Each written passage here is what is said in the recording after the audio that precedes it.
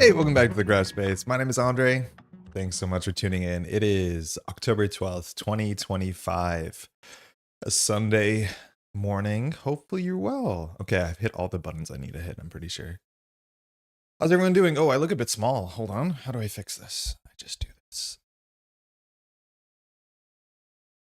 Ah, better. Hulking over the scene.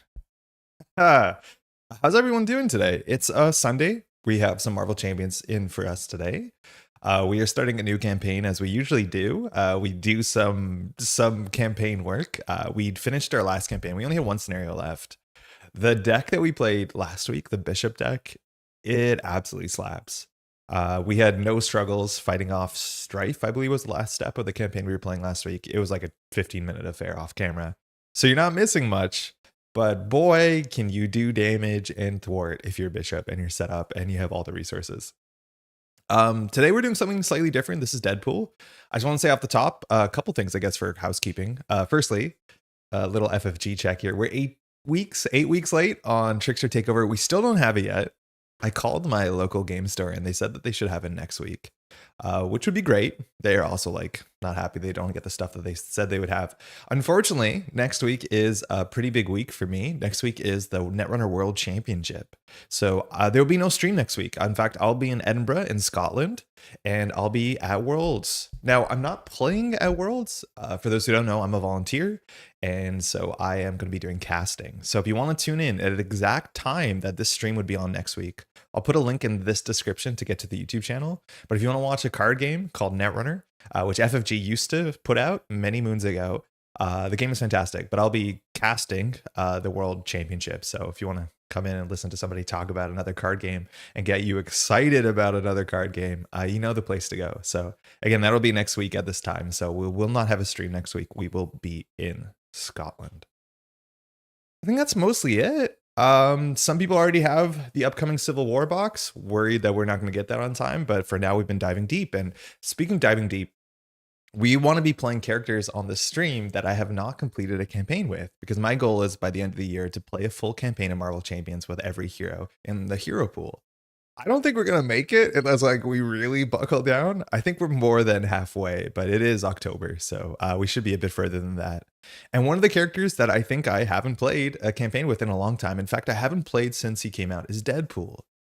I feel like there's this negativity that's sneaking into a lot of this content on this channel where then I have a disclaimer. As a disclaimer, I don't like Deadpool. But as a disclaimer, I never really cared for Deadpool. And it's going to be an interesting discussion this week why it is. Now, for those who are not familiar, Deadpool came when you bought it. It was a bigger package than buying a standalone hero.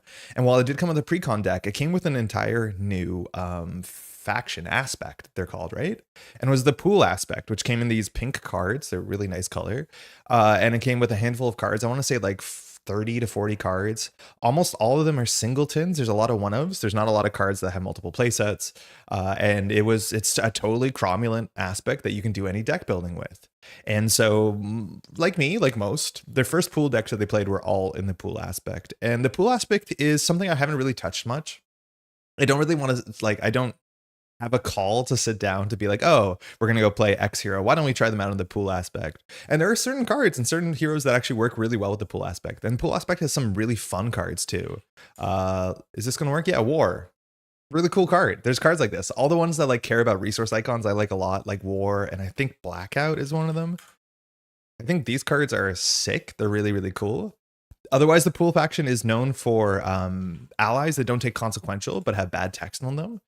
Panda Pool I almost never play because a hazard icon is really, really, really, really, really, really, really, really rough, especially in solo, just the worst. But at infinite 3 attack sounds good. And so then you have a whole bunch of these, and a lot of them are actually really quite good.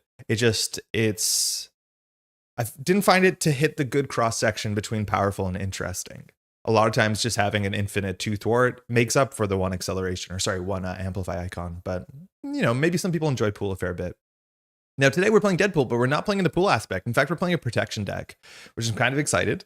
Deadpool is really interesting, the hero, because you have this like ability on your alter ego side that allows you to get consistency for cards. Hold on, let me move my coffee and then we'll just dive through the deck to talk about some of the issues where I think a lot of people don't love pool that much, but let's see what Wade's up to. Okay. I think the colors are a bit better today. I can't tell. I really need to check on my phone. Last time I thought the color was good and the stream was like pretty red. So it's always a bit difficult. I think today, like my phone's pretty red. Things look pretty red on the screen, right? Like it just doesn't look like. Anyways, if it's red, we'll fix it in post. All right, so this is Deadpool. Deadpool only has 2 thwart, 2 attack, 1 defense, and 9 health. But technically, Deadpool has functionally one of the biggest health pools because Deadpool can't die. It's really hard to defeat Deadpool through damage because forced interrupt when you would be defeated. Instead, set your health to 1, put an acceleration token on the main scheme, and hop down to alter ego. Now, you technically can die. You can lose the game through damage. And that's mostly by being an alter ego and taking at least 1 damage. There's not that many ways in the game that you can do it, but in theory, if you do get defeated and you flip down to alter ego and you just take 1 damage when you're on 1 health, you do lose the game because your force interrupt is attached to your hero side, not to your alter ego side. So that can be a problem for you. So we have a couple cards in our deck to make sure that isn't an entire problem. The bigger problem is the more you die, the more acceleration icons you have on the main scheme, and then it's very easy for you to scheme out, as obviously that might be a problem. But in theory, you're totally fine going toe-to-toe with the villain because death cannot get you, as much as there will be consequences, asterisk, asterisk, asterisk. Now, I honestly think my least favorite part of Deadpool is this text. And I was thinking about this, and I think there's maybe like 3 heroes that have basically this text box on them. And Wade Wilson says, break the 4th wall, action, discard a card from your hand to search your deck for a Deadpool event and add it to your hand. And this text is text that I don't think I really enjoy. And I think we saw this text too as well on like Maria Hill. And I think anytime that your ability on your alter ego gives you the ability to search your deck for a card, you end up kind of running the same play patterns over and over and over again, and things get a bit boring. Once you realize with Maria Hill, there's always one support supposedly to set up that makes the game easier. Like say you're getting the Pericles when you're playing. Did I put it under Pericles or the Pericles? Say that you grab the Pericles every single time that you play Maria Hill because you're playing solo. Like every game starts to feel the same like every other game you've played, and you just start to do the consistent powerful thing over and over and over again, and it gets less interesting. Same issue that we have with Wade Wilson here is that there's a play style that is incredibly rushy, incredibly explosive. But now because we have the ability to grab whatever card we want with consistency, and it's not whatever card, it's whatever event. Every time you play Deadpool, it usually feels the same and very much the same. And it's not my favorite. I kind of wish we had less effects like this. The fun of card games is try to grab cards out of your deck and playing the hand you're given. This just says, I don't care. And also with Wade Wilson, you end up in alter ego a lot because anytime that you get knocked down to get back up again, you end up on this side. And admittedly, it only comes from your deck. So if it's in your discard pile, your good events, this doesn't do anything. But this does give some repetition, some fatigue, and it makes you kind of rush down the same paths over and over again. I want to shout out Shuri is the other card that I can think of that has this sort of text. Except Shuri's tech upgrades are not as game warping. They're not like the Pericles. They're not like a card that does 0 for 8 damage, right? Like they're a bit more fascinating, and because her upgrades inherently, I guess you want to destroy them, and there's some shuffle back effects. I don't know. Shuri is like didn't feel like that to me, which is weird because she should be equally consistent to Wade or to Maria Hill, but Wade Wilson, I don't know, not my favorite. Oh, that's her. We need to put that in the deck. That's our obligation. How's everyone doing today? Give me 1 second, make sure everything's running. Yeah, we're good. Okay, cool. All right, let's talk about this deck that we put together. It is a protection deck. It's not a pool deck, and we want to get hit, and get hit we will. It's running a couple interesting cards. There's this card that in solo protection makes very little to no sense, but it actually works in this deck, which is pretty fun. We get to play Taunt, and Taunt is one of my favorite cards of all time. And when we can just take damage and not care about the consequences, that won't be a problem. We'll see how that lines up. Now, normally I test the decks that we play on streams before. Like the last Bishop deck, not only was it mostly a net deck, I played 2 or 3 rounds of it, and it was really good. So not only going into today, I knew that it was a good deck, but I also knew how to play it, or I had a bit of experience. Today, unfortunately, is different. I haven't tested this deck at all. So we're going to find out together whether this is a strategy we can pursue. Hey, Michael, so cool to catch a Crash Space Live. Welcome. How you doing? How's your Sunday? Shout out this weekend is also Thanksgiving in Canada. So we're going to be streaming for about 2.5, 3 hours. But after that, I have to get to cooking because we're going over to family for dinner. So hopefully you're having a good weekend. All right. So these are our events. I think they're almost all the events we have. There might be 1 or 2 more, but these are the events that we really care about because they're the events that, well, they win the game. And these we can get as soon as turn 1. And this is where you end up with the sort of like repetition in Deadpool that can get a bit tiring. Maximum effort, 0 cost event, take any amount of damage. So you have to take the damage. So toughness does not work to deal an equal amount of damage to an enemy. Now, notably with your text on a hero, it's when you would be defeated. You can defeat yourself with this, can't you? No, up to your remaining hit points. So you can't do that. But this is basically a 0 for 8 if you don't care about the consequences of death. And if you give yourself extra health, this can become a 0 for 11. There's a lot of decks out there that are playing the Venom suit. What's it called? What's that suit called? It's not called the Venom suit. The Symbiote suit? Which gives you plus 10 hit points, and then maximum effort becomes a 0 for 19. And then you see the issue where like playing Deadpool kind of just doesn't exist, where basically every round what you want to do is get an alter ego, grab a 0 for 19, do 19 damage to the villain, it defeats you, you go down to alter ego, you grab a 0 for 19, and, you know, rinse and repeat. I'm not playing Symbiote Suit. You usually could. It's a really good Deadpool deck or Deadpool card, but maximum effort is a 0 for 8. At a minimum, we can make it a 0 for 10, which obviously is really, really good, especially if you don't care about death. We have Yoo-Hoo, which is super similar. It costs 1 though, and it's any amount of damage for an equal amount of threat from a scheme. Our deck doesn't have a lot of threating cards. It's just 2 copies of Yoo-Hoo and our ally, I believe. And threat is a problem because the downside from us getting knocked down is by putting acceleration tokens. So you have to keep up with the threat. So a very important card to know it's in your deck. Even if you just take, 1 health and 1 resource to take 7 threat off of a main scheme, like that's still really good. So it's a card you'll get. Then this is the only card that's like really fourth wall breaking. This card is fire. It has its own frame, which is kind of fun. And this is 3 cost to do X damage to an enemy, where X is the amount of damage you've sustained. So in theory, maximum effort into card is fire is a 2-card combo that does around 16 damage.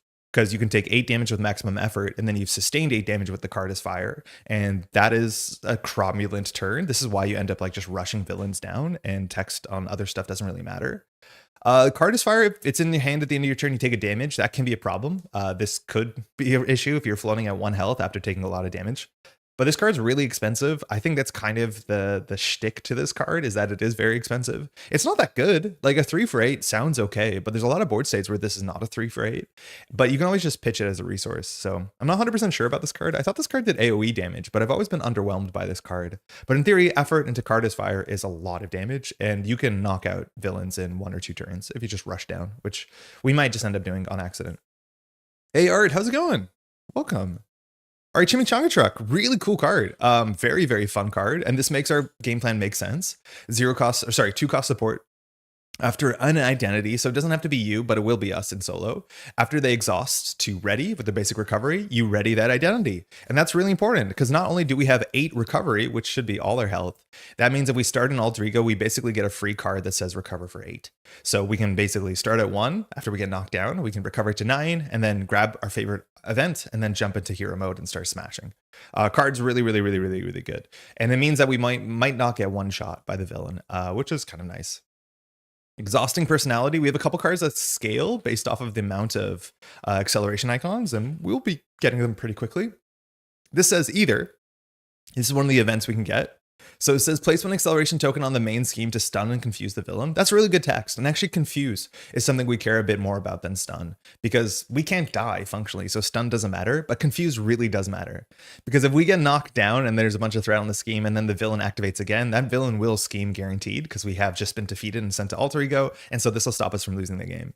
We can also exhaust the player's identity to draw cards equal to acceleration tokens. In the mid to late game, this can be easily a 0 for 4, 0 for 5 card draw card. We'll see how many acceleration tokens we get or whether we're just going to rush the villain down. But card is very good, and something you should keep in mind is an event you can grab from your deck. All right, these scale even more linearly with accelerations. Hey, how's it going, Gailhar? We're breaking the fourth wall today. Yeah, there's a bit. The really fourth wall breaking cards came in Deadpool as his aspect. We're not playing that aspect anymore, so those are like cards that came in a faction that you could build with. So the cards in this set are like mildly wall breaking, but yeah, I don't know. I don't think Deadpool has some very healthy play loops. Montage is a wild, but it can be up to 4 wilds if you have 3 additional resources for 3 additional acceleration icons. So early game, it's fine, it's a wild. But in the late game, this is a 4 resource icon, which we have some cards that cost 4. We have a bunch of cards that cost 3, but Montage is cool. And then this card's really important Not that we can tutor for it, but you can attach it to a scheme, the main scheme, and increases the threat value of the attached scheme by 2 for each acceleration token, which functionally cancels the acceleration tokens over a 2-turn period. But this is how you don't lose, especially with acceleration tokens and schemes with really low thresholds. We're still going to have issues in solo, so we're going to have some amount of confuse, which sucks because currently Sabretooth apparently is steady, but this part of his kit is cool. Then we have the part of his kit that I don't care for. Well, some of it's not true. We have 2 copies of Deadpool's katanas. They're both restricted, so you can fill out both of your hands. They take a damage to deal 2 damage to an enemy with piercing. I don't think that that's good. Compared to a bunch of other weapons across different other heroes, this doesn't seem that good. If it's just like a 0 for 2, that's like comparable to other heroes kits, but you have to take a damage on it, which means toughness is harder to play with. But yeah, I don't love these. And like, these cards don't make a lot of sense mechanically the more that you play Deadpool. And not that I'm a Deadpool expert, because Deadpool's really good at bursting the villain down. Deadpool has so many cards in his deck that do 8 damage. So having something that does incidental 2 damage, that means it's only becomes good if it fires like 5 to 7 times in a game, just doesn't make a lot of sense with the rest of Deadpool's kit. Like, this is so I don't want to say anachronistic, but it's, what's the other word? It doesn't line up really well with the rest of the kit, which is incredibly explosive. And then you have this like value over time engine, which doesn't make a lot of sense. Now you have to play these because Armed to the Teeth doesn't do anything. Armed to the Teeth is really cool as a 4th wall breaking card. After you play this, search your collection for a weapon and attach it to this. So that's all your cards you own. They have to be aspect cards. They can't be cards from a hero's kit, which would be pretty wild, but it doesn't work like that, unfortunately. And then you have to exhaust this to swap the card attached with a weapon upgrade you control. So unless we play the katanas, this card's useless. You actually do have some cool things you can grab with this weapon. I forgot to grab them ahead of time, so we'll only grab them if we need to. But what's the name of the confusion gun? Sonic Rifle is really good. And we are weak to thwarting, so Sonic Rifle is just very good for us. This is a weapon we can get from out of faction. Bambino is nice too. That's a new card. We're not very good at dealing with little minions, so then Bambino is a card we can get, and it gets around the attached to a character thing because we're not attaching it, so we can play it. So yeah, it's weird. It's just like these cards don't make a lot of sense with Deadpool's kit. And then we have Meta Knowledge, which is an event, so if it lines up, it lines up. But when encounter card is revealed, cancel all of the effects, and then you have to take a bunch of damage based off the boost icons on it. Which, if this was an upgrade, it'd be sick, but because it's an event, it's not something you really want to hold in your hand. It's not something you have any ways to like recur. It's something in theory you could grab with your Deadpool ability, but not very good. Why is the hosted card face down? It's a text that Marvel Champions uses a lot. I'm not 100% sure about the rules ramifications of it, but it's mostly so you know that it's not in play. So that if there's a card that affects like cards in play or something that checks like for resource icons on cards, it's just so you remember it's not part of your board state. Mechanically, I don't think there's any like super deep reasons for that. But any card that attaches cards to it that you're meant to like receive later are face down just for that reason. All right, we're playing some allies. We're playing Cable. Cable's really good. Cable's one of the few ways that we can keep up on thwart because Cable's stats go up for each acceleration icon to a top level, unfortunately. But Cable we want to keep around so he can thwart for 3, thwart for 4, and basically just undo all the damage we're doing with acceleration icons. Then we have a robust package of protection allies. These are all X-Men, which is intentional. We'll get to that in a second. We have Polaris, who puts a toughness on either Polaris herself or other X-Men allies, which most of our X-Men are X-Men. What a sentence. We have Rock Slide. Rock Slide's pretty expensive. Retaliate 1, 6 health, attacks for 3 with 2 consequential. We're going to be giving Rock Slide tough and then using Rock Slide to block, which is really nice. We also have Rogue, which I haven't played too much Rogue. Oh, not you. But Rogue comes in with 2 thwart, 2 attack, but she can take a damage to gain the traits, but also the attack or thwart of the card that she's touching, which means with Rock Slide, she can become 5 attack. With Cable, she can also, is it say printed? Characters printed. Okay, so Cable she can't really use well, but she can also touch us to take damage, which we don't really care about, to go up to like 4 attack or 4 thwart. She's good, and she's an X-Men. She's totally fine. We're playing Profex, who apparently, again, Sabretooth has steady, but this is just good old 3 thwart and a confuse, and we can chump block if we want to. Profex is really, really good.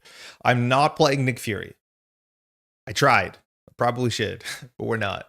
Probably should. All right, and this is where the deck gets really interesting because we get to play some really fun protection cards, and there's no better protection card in my mind than Taunt because we are not scared of the villain. Taunt says the villain attacks you, nobody else can defend for you, draw 3 cards. And so the idea is, if this hits us, like we just say taunt, we don't care. If we are defeated with Deadpool, who I've shuffled away like a chump, we get knocked down to Alter Ego, and in Alter Ego, we can grab our best event. And so this functionally draws like 4 cards, kind of. We also have a whole bunch of things in Alter Ego that work for us. So like Moira McTaggart is really good because we're going to be jumping down to Alter Ego way more than you normally can afford to in solo. And after a mutant changes to hero mode, we draw a card. So now Taunt becomes functionally draw 4.5 cards. We're playing Weapon X, which is a card that we can only fire in Alter Ego. It takes a damage, which we have to watch out. If we don't recover, we can't actually use this because if we're on 1 health, this will defeat us and we'll lose the game. It's fun to have that sort of button available to you. But this discard cards until you find an identity specific card and we draw it. So every time we flip down, we functionally draw like 5.5 cards, which is really good. We have 2 copies of Mutant Education. I'm not sure if we should be playing 3 of this. Notably, Deadpool's ability to grab cards or grab events from his deck is only from his deck, not from his discard pile. So it's really nice to have this card that uniquely shuffles identity specific cards back into our deck so that if we ever have our both copies that we want of our damage card, what's it called, maximum effort, we can shuffle them back in. Now, I don't want to play 3 because I don't like this card on turn 1, but it's never a bad card. And we also are having the kicker on it, X-Mansion, which means that we can draw a card.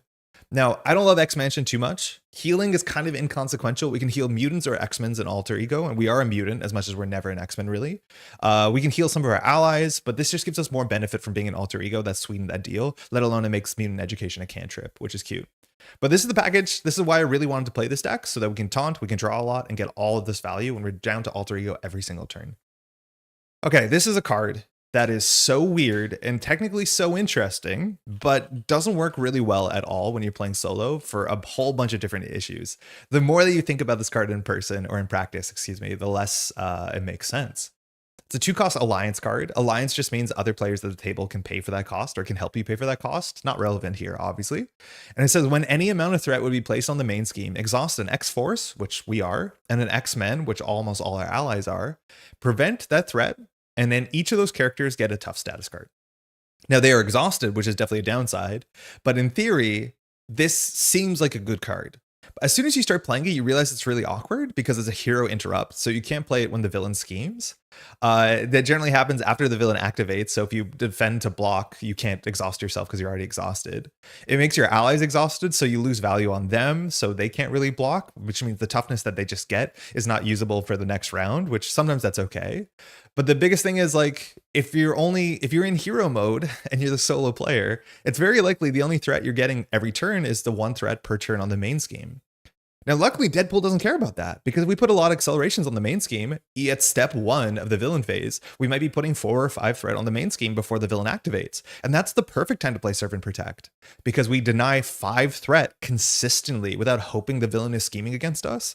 Then we get a toughness on ourselves, let alone a minion, I guess. And then if the villain activates us, it just bounces the tough off. That's perfect. It's like one of the best use cases here playing solo is having a lot of acceleration, which is such a weird thing, but uniquely Deadpool gets there. Now, the downside for this card is that sometimes we actually want to be defeated. Like, if we have toughness, we sometimes want to die. Like, we just want to get knocked down to Alter Ego because we can't, because of regenerating degenerate. So it will stop us from flipping down, and we actually might lose some value to that. But there's a chance that we need to, like, manage how much acceleration we're doing. But this card looks like it'll make a fair bit of sense in the deck. And that's why we're playing all these X-Men allies as well, to be able to serve and protect. Another really important card that came out somewhat recently for Deadpool, or for this kind of Deadpool. Oh, not you. Ready for a fight. Requirement physical that we have to pay for this. And it says when an enemy would scheme, discard this, change the hero form the enemy attacks you instead. We generally lose the game by scheming because functionally we can't lose the game to being attacked. It's just not really possible. But if we get attacked and jump down to villain phase and then the villain schemes, that's usually how we lose the game. And this just says nah. So this is our safety valve. I don't know if we should be playing practice plan to return this, to recur this, but our idea is to put ready for a fight on the table and then just say, you cannot scheme. It's not possible. And hopefully that works out for us. Notably, I'm also trying out Energy Shield, which is a new card that I'm not a big fan of, but we have to make sure we never take 1 damage when we're in an Alter Ego. So as long as we have energy icons or wild icons work as well, we can prevent X damage. So as long as we protect the less damage, either that'll stop us from flipping down or it'll stop us from losing the game on the spot. Because this is an interrupt, not a hero interrupt, so you can protect an Alter Ego. Face the Past. Good card. I always consider this in every deck I build because this is just a really good and fun card. Our Nemesis is really, really not good. I mean weak. Like, our Nemesis is just this guy. Like 3 health, no text. So why not play Face the Past? It's so easy. The majority of our nemesis set that is scary is actually the minions that Butler shuffles into the deck. But Butler alone is like a joke. Like if I could choose to draw Butler instead of an encounter card on every turn, I would. That's not what Face the Past does, but yeah, why not? So we're gonna grab Butler. Yo, Joe, how's it going? We have endurance for more health, and we scale with more health. A lot of our cards do more damage the more health we take or the more thwart, so we'll do that. And then we just have resources. We have energy, genius, strength, and then 2 power protections. I think we only have about 6 cards that cost 2 or more. I think the math is for power protection. If you're going to be playing any power cards, generally you want somewhere between 7 and 8 cards of that aspect that cost at least 2 resources for 2 copies to make sense. I don't mind playing 2 copies as long as much as our deck is only running, I think, Serve and Protects, and then like 3 allies that are expensive. But we have a bunch of cards that have strict requirements, right? Like we have Energy Shield that has a requirement. We have Ready for a Fight that has a requirement. And so the wild on the power protection goes a bit further. So I don't mind playing these. We'll see if they suck. But that's the deck. I haven't tried it yet. Now I want to highlight some things that I considered, and these were in the deck originally, and then the more I did like test draws, the more these got cut from the deck. Is I was considering to play 2 copies of Perseverance, because this also seems kind of perfect for what our deck is wanting to do. Whenever we get knocked down to Alter Ego, that's when we draw a lot of cards. And so it should be easy to start our turn with a Perseverance in our hand, and then we jump up to hero mode and give ourselves a toughness. Perseverance is like kind of tricky to play, but we're specifically a hero that goes to Alter Ego somewhat consistently. So Perseverance should not be that hard to play for us. The issue is it doesn't work at all with our kit, because say that we jump down from Alter Ego to hero and play Perseverance to give us a toughness. Now we can't play Maximum Effort. Now we can't play Yoo-Hoo, because all these cards require you to take damage, not deal damage, which means if the damage is prevented by the tough status, they don't have any effect. So that sucks. I thought this was going to be such an easy like home run, but it turns out like once you think about it, it doesn't make any sense. So these got cut, but this is something you could consider playing, because I'm not sure how many turns we're actually going to be maximum efforting and going like that. Now this is the other card that I kind of want to play. It's Children of the Atom, which says all X-Factor, X-Force, and X-Men get the traits of all other X-Factor, X-Force, and X-Men, which means we're now an X-Men character, which is kind of useful because X-Mansion would be a bit better. One of my main gripes I realized is X-Mansion is really nice because it heals our allies, but Cable specifically is not an X-Men. So we can't heal Cable with the X-Mansion every time we jump down to Alter Ego to keep him around forever, which would be such a huge treat. So there's a chance we want to consider Children of the Atom just so we can make Cable an X-Men, just so X-Mansion can heal ourselves, just so it's easier that we'll always have an X-Men or an X-Force character on the table, and maybe we can block with 2 allies or exhaust 2 allies and keep ourselves ready. Like, this card just gives you so much flexibility. It is such a cool card. I was also considering to some extent playing team building exercise, but there just wasn't enough payoffs, but it helps because it opens up X-Men as a team building card. And I think if we play Children of the Atom, we might play Armor. The only reason I'm not playing Armor is because, did I spell Armor like a Canadian? No. Armor projection. Armor can't give us toughness because we're not X-Men. I'm leaning towards just putting Children of the Atom in the deck and playing 41 because I think the flexibility of healing Cable is that good. But we'll see. We're only slightly a combo deck, only sort of, not really. So maybe playing 41 cards won't be a downside. So for now, we won't play Perseverance, but it's something you should test. It does sound like it would be nice, but it also sounds a bit anti-synergistic. And that's our deck. Not sure how Children of the Atom applies to Cable. Wait, does it not? Hold on. Am I reading this card right? Each X-Factor, X-Force, and X-Men character you control gains the traits of the other ones. Okay, so the idea is if we have Children of the Atom, and then we play Cable, Cable is X-Force. So that means Cable is an X-Man. And once Cable is an X-Man, it means that we can heal with X-Mansion. Because X-Mansion can only heal from mutants or X-Men. Right? Oh, but the problem is you're right. If we're in Alter Ego... No, it works. It works. Yeah, it basically just gives Cable X-Men, right? Yeah, he's X-Force. He's a psionic X-Force. So it works. You scared me for a second because I realized like when we're in Alter Ego, we're not X-Men or X-Force. So like, but it doesn't matter because Cable retains those trait locks, those extra traits. So that's fine. Yeah, Children of the Atom's really good. Just a fun card. Really, really cool. Opens up a lot of deck building. I don't know if there's any like protection X-Force characters because we're playing mostly X-Men allies because we need to play X-Men just for our combo to work. So we can't play a lot of X-Force allies. There's like some protection X-Force allies, but I don't play a lot of them. Like, I want to say Siren, but I can't find it. So maybe that's not her name. There is the guy who lets you play events after he blocks. It's kind of weird. Card flip too quick and missed it. Yeah, sorry about that. I need to figure out how long to put cards on the screen, but no, not at all. Ask. If you're never unsure, or specifically if you think I'm messing it up, please let me know.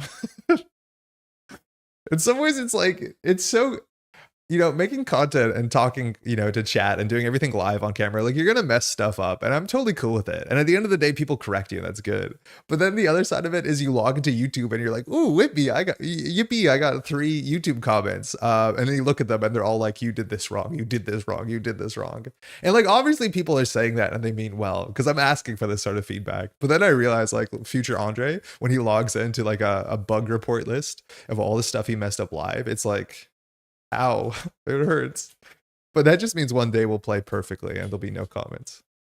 And then I'll live in silence and it'll be even better, right? Whatever. It's not targeted at you at all, Michael. I hope that's obvious. All right, we were 41 cards now. All right, we're playing Sabretooth, which there's a chance that we can beat this scenario without rescuing Robert Kelly, and we can do enough damage to Sabretooth. I really wish I tested this deck. We just haven't had a lot of time with the upcoming World Championship and all that. But there's a chance we could just one-shot Sabretooth across a couple of turns.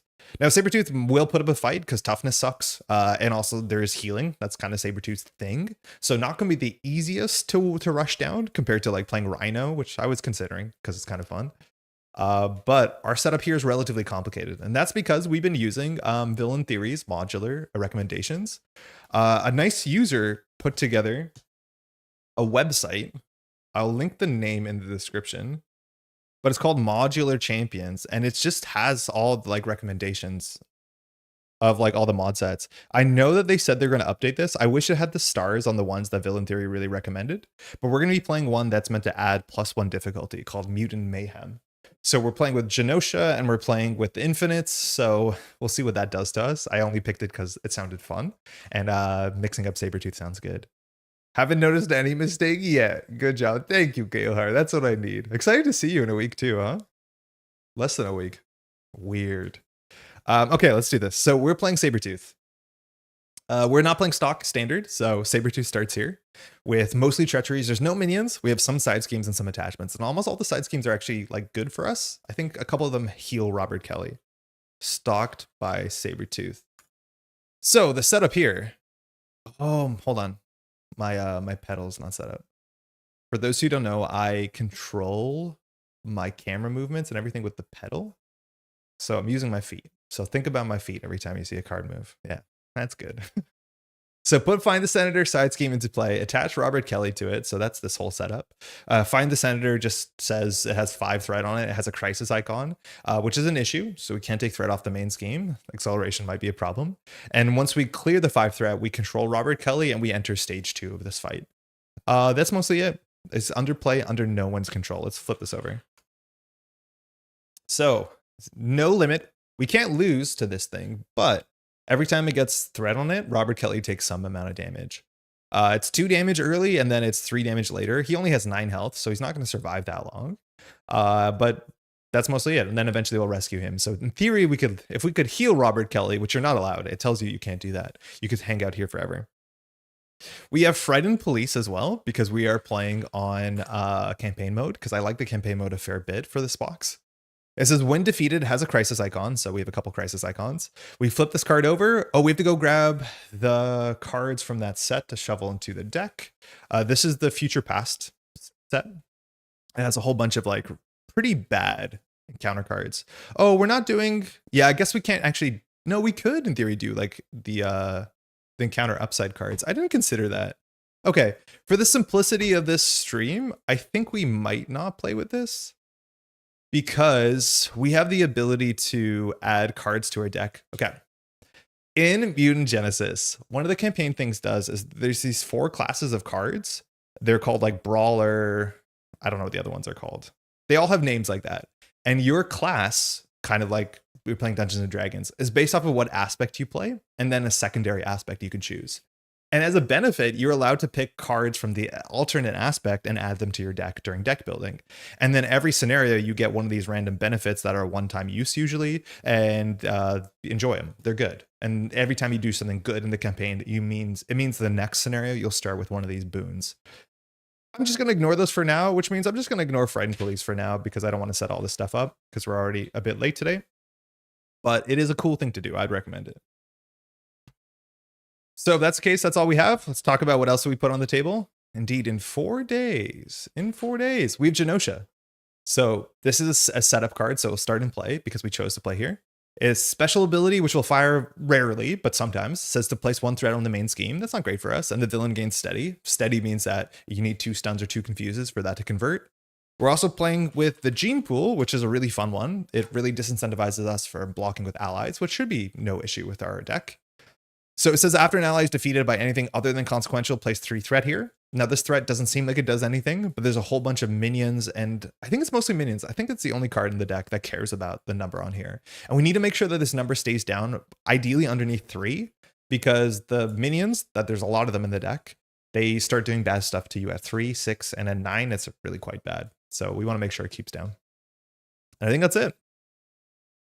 Let's go. We'll lower this one more bit. Okay, that's better. And we're off. In fact, we're so off. Okay, have some coffee and we'll go.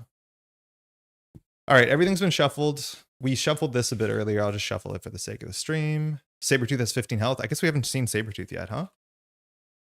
Sabretooth, toughness, and force response is the same on every Sabretooth. After Sabretooth activates against you, you discard the top card of the deck and then heal based off the icons. You do this even if Sabretooth is at full health, which just has an implication on what's in the encounter deck and how big it is. But that is something that we usually don't forget to do. Sabretooth is really, really cool. Sabretooth is like an interesting speed bump for a lot of newer players getting to the game, because the way that you play against Sabretooth is different than a lot of the majority of, I say this like tone flag neutral. A lot of casual players play against play Marvel Champions, where they just basically, you know, dump their hand however they have their hand, and they're very good at doing chip damage. But what you realize, like if you have 2 attacking Sabretooth every turn, doesn't work, because Sabretooth usually can heal more than 2 every round if you're unlucky. So you really have to pivot your strategy and focus. Where at first you probably rescue Robert Kelly, you set up, and then at that point you need to do like focus damage and you have to close the game out. Luckily for us, with a bunch of cards that do like 8 damage in one shot, like maybe it won't be the hardest, but we are playing an expert. Anything can go poorly for us, and we haven't tested this deck yet, so wish us luck. Let's go. It ain't over. This card we don't want to keep on the basis that we can only attach it to the main scheme, and the main scheme currently is not a main scheme that will stay in play for the majority of the game, so that's not good. Cable, worth keeping. Definitely worth keeping.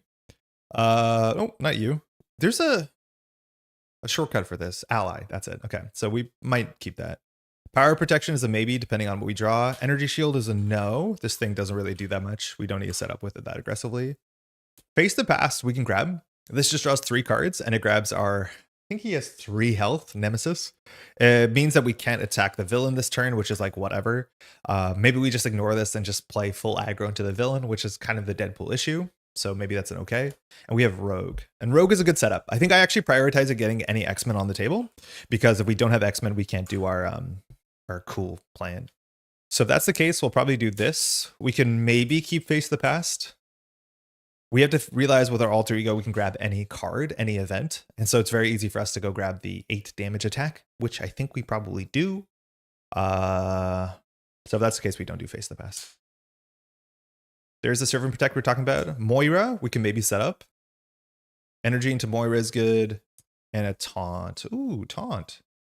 Taunt is fun. Everyone loves Taunt. We want to get acceleration on turn 1. Okay, let's think about this a bit. So Moira's okay. We could just do Moira into Rogue, and that's our whole turn. Now, our alter ego ability requires us to discard a card, so we're not using this text. Oh, we need one of these. But with this setup, it means that we can attack for 4 with Rogue, clear toughness with ourselves. We'll draw a card with Moira. So actually, no, we can go get our card because we'll have 1 more card with Moira. So I'll start with this. I'll play energy for Moira. So Moira says, as a mutant, whenever you jump to alter ego, exhaust is to draw a card. Then I'll throw out Serve and Protect. And we'll use our alter ego ability to search our deck. So we're going to go search for Maximum Effort. This card will do a lot of damage. We will get defeated this round, but I'm not too worried about Stalked by Sabretooth advancing too heavily. Give that a shuffle. Then we'll jump up. When we jump up, Moira triggers. So we can draw a card. We have a Yoo-Hoo. Okay, it's good to know what those are. Then we'll just play 1, 2, 3, 4 for Rogue. So we can use her to defeat us if we really wanted to, which is a fun little trick. Oh, we use these. I have more dice coming in, but they got stuck in Canada Post Strike. So they've been in Chicago for like a week now. Hopefully they'll show up at some point. We'll attack for 2, taking the toughness off. We will play Maximum Effort. And we won't care about repercussions to things. We don't have our Chimichanga truck yet, which kind of sucks. Take any amount of damage, let's say 8. And we'll do 8 damage to the villain. And then with Rogue, we'll just attack for 2. And we've just done 10 damage on turn 1 while setting up. We'll pass. 1, 2. Meta Knowledge we might actually play here. It is a hero interrupt, so that actually sucks too, because we're likely to be defeated, and when we're defeated, we're an alter ego. It doesn't do anything. Yoo-Hoo. Serve and Protect, not very good. And Weapon X, okay. So no Chimichanga truck, so maybe we went a bit too fast, but we'll find out. This goes to 1. And this says that when it gets a threat, we need to do 2 damage to Robert, I think. Yeah. And now Sabretooth is going to attack us for 2 and a card. We probably can just take this. It will defeat us for sure, but I think that's fine. It means we draw more cards with Moira. The issues will be at 1 health, but I don't think there's much we can do about it. So I think Weapon X is not playable. We'll just take it. 1, 2, 3. Unrelenting Savage.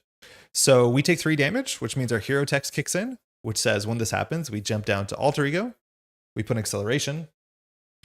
And that's that. Sabretooth discards the top card of the deck. It's 2 icons on our obligation, so Sabretooth heals 2. Up to 7. All right, counter card, Infinite Soldier. Okay, so this dodged the quick strike, which is actually really funny because we did get knocked down to Alter Ego. So this also has a guard, which is going to be a bit of a problem. So we might have to use Rogue to get through this thing because we can easily do, actually no, without Chimichanga Truck, it's actually kind of hard for us. No, we can just recover and then do 8 more damage. So we might be able to win the game before we rescue Robert Kelly. Okay, back to us. We need to recover. There's no way around it. We need to recover. Yeah. So we will. And luckily, we recover for 8. Nice. Back in it. No problem. So here we need to go grab our damage. We need to do 7 damage, which is perfect. Because if we take 7 health, Rogue does an 8th health, and then we're good here. We could play Weapon X to discard until we find something, but the problem with Weapon X right now is that we want to take 7 damage to defeat Sabretooth. But Rogue needs to take 1 damage to defeat Infinite Soldier, which means we're exactly not really easily able to do what we want to do here with Weapon X. So we'll use our text here to discard a card. So we'll get rid of Yoo-Hoo. We'll search our deck. Maximum Effort. This is what I mean. With the ability to search your deck for a card, you just end up playing the same play. If there's one play pattern that's clearly like better than everything else, you just end up doing that play pattern a lot. And your game's kind of become a gray paste. Okay. We'll flip up. When we flip up, Moira kicks in. We draw a card. X-Mansion. Oh, that's really good. That's a playable card because our hand's not super playable here. Okay. Rogue will attack. So she'll attack. Deal 1 damage to another friendly. We'll take 1. Until the end of the round, you gain that character's traits, add the character's printed thwart, and attack. So she's attacking for 4, knocking out the soldier. Then we'll just go ahead and Maximum Effort again. So we will take 7 damage. We'll do 7 damage to the villain, which defeats the villain. Cool. Sabretooth 3. Retaliate 1. Oh no, that's actually really bad for us. Retaliate 1 is just a problem. Wait, do we defeat ourselves to Retaliate 1? I think we do. Wait a second. I think Retaliate 1 actually cooks us here. That is so funny. I'm pretty sure the rules say that if you gain retaliate and at the end of the activation, you take the retaliate damage. So 18 health. But I think we're knocked out by retaliate. Maybe that's fine. So we take 1 damage, which means we're defeated. We hop down, we put another acceleration icon. I did not see that coming. Okay, this is okay though, because we can do strength into X Mansion. I think that was a good draw. So now we can use this to recover ourselves or Rogue. I think I'd rather recover Rogue here. No, we can recover Rogue next round. So we'll recover ourselves once for safety. No, because we're going to recover anyways. We'll recover Rogue. Then we can just go ahead and play the Weapon X, which we could play here, but we don't have a real reason to. And we'll pass, so we'll throw out Serve and Protect, and we'll see what happens here.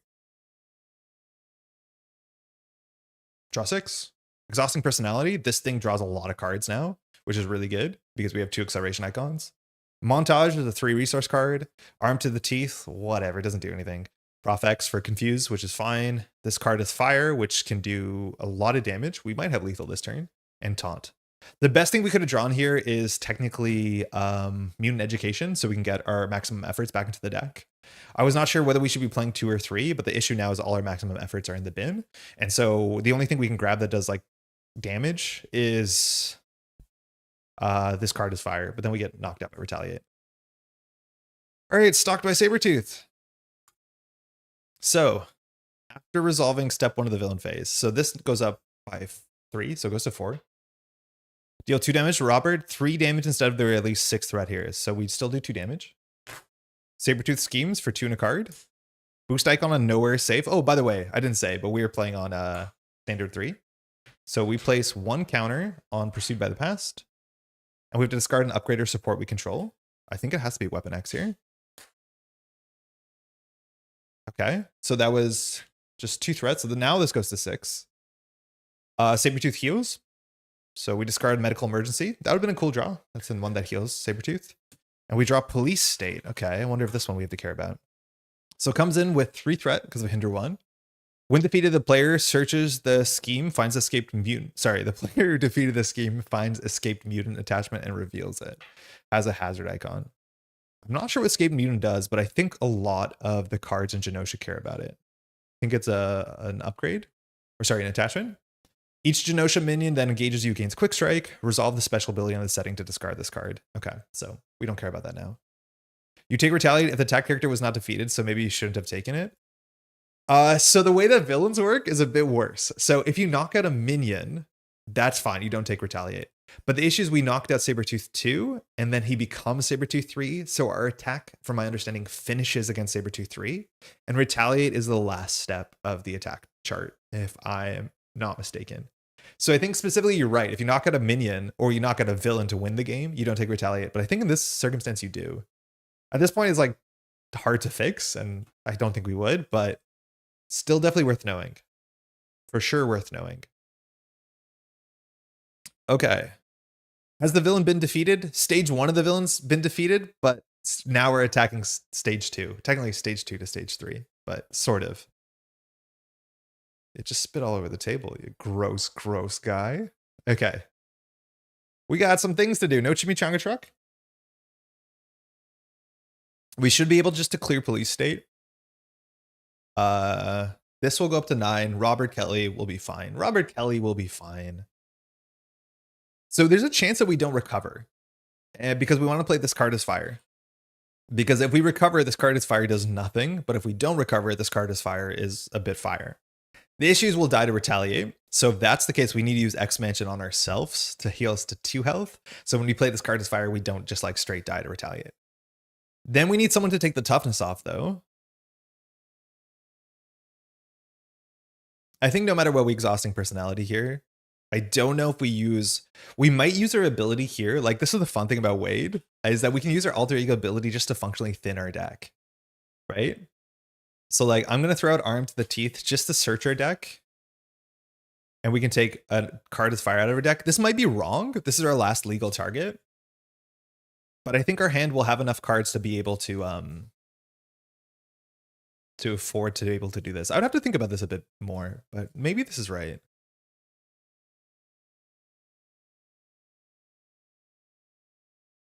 Okay. Exhausting personality is really interesting here. Because either we can play this to draw 2 cards, or we can play this to add an acceleration icon to stun and confuse Sabretooth. And then when Sabretooth is stunned or confused, we could play Taunt to draw 3 cards. So we end up spending, 2 cards to draw 3 cards. But it might be okay. Like, it might honestly be fine. I don't really care about the stun or confuse. Luckily, Montage is exactly a 3, which means we can play this card as fires for free.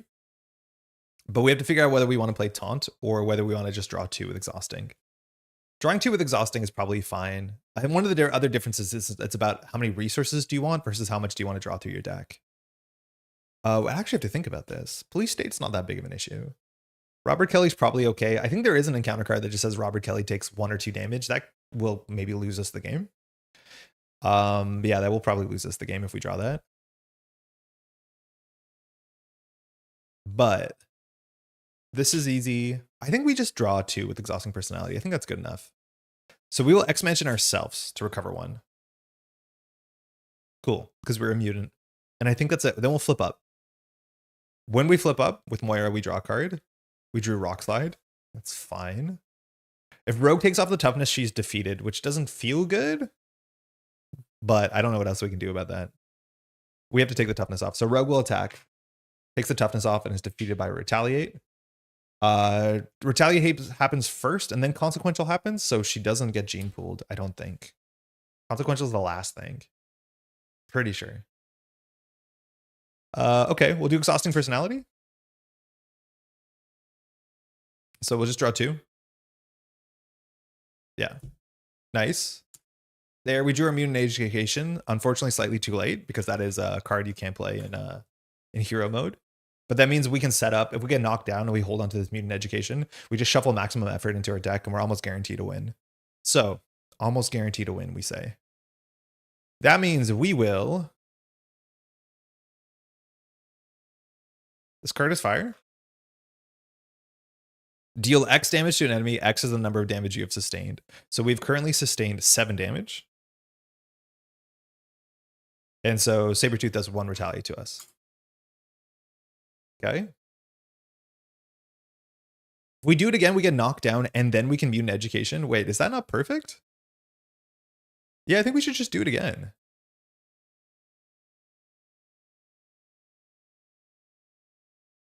Huh. The Stun or Confuse stops Sabretooth from healing a bit, which is okay. So Mutant Education draws a card, so it's a cantrip. And then Mutant Education plus 2 cards plays Prof X, so we can't play these. Ooh, interesting turn, actually. Like, maybe we just genuinely taunt here. Maybe we just do taunt. We get attacked, we draw 3. Then we can recover. We could also thwart to... Yeah, I think we might get attacked here. I think we might just taunt. Oh no, because then he heals. That's not great, is it? Okay. So maybe we don't do that. Maybe we try and play Rock Slide.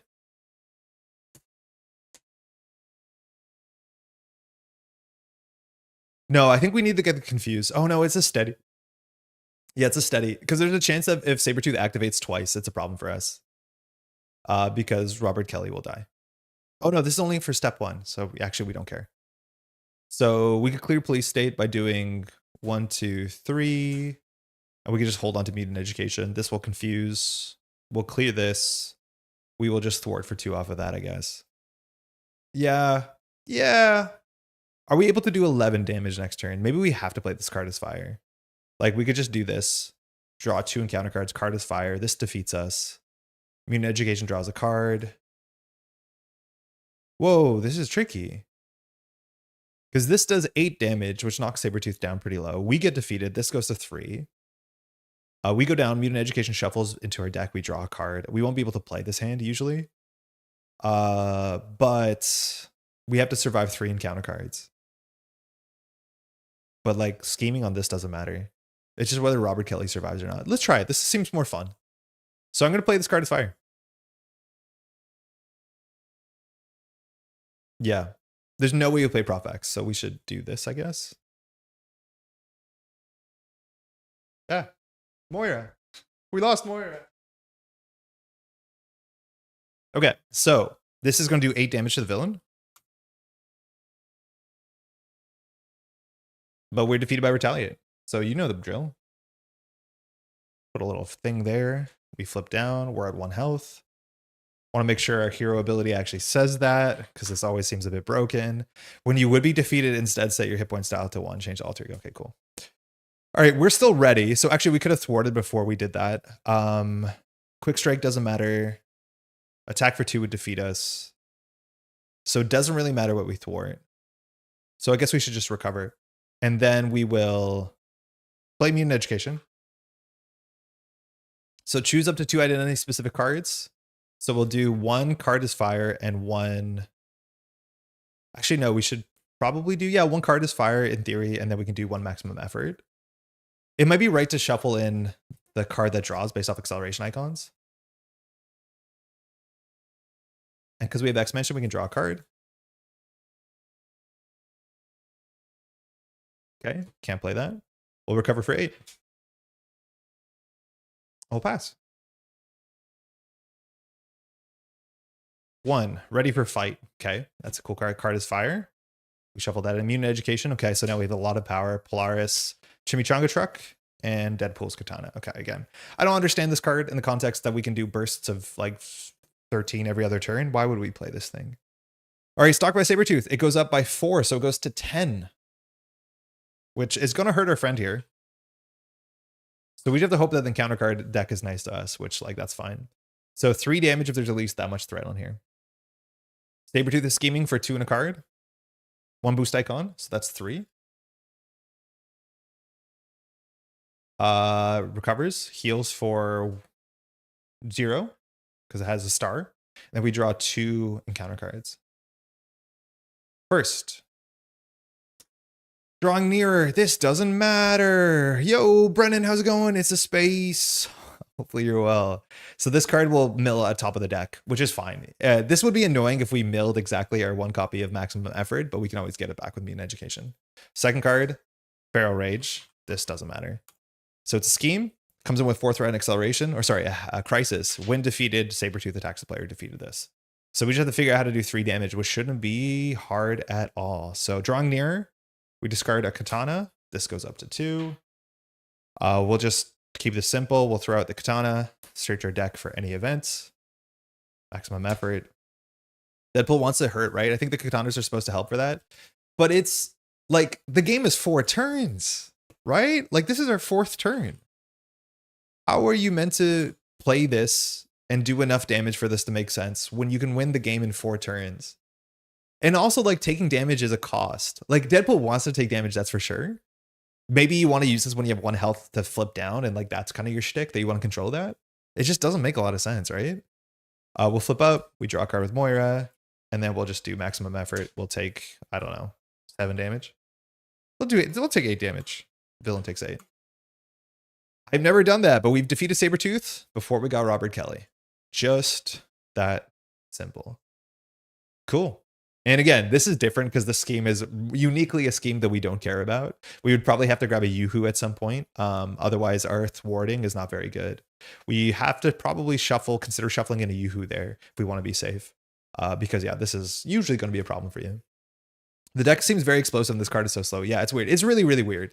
It's like one of the most explosive, but not only explosive, consistently explosive. Like on turn 1, you can always do 8 damage and then attach to a very slow and not even a highly on rate slow upgrade.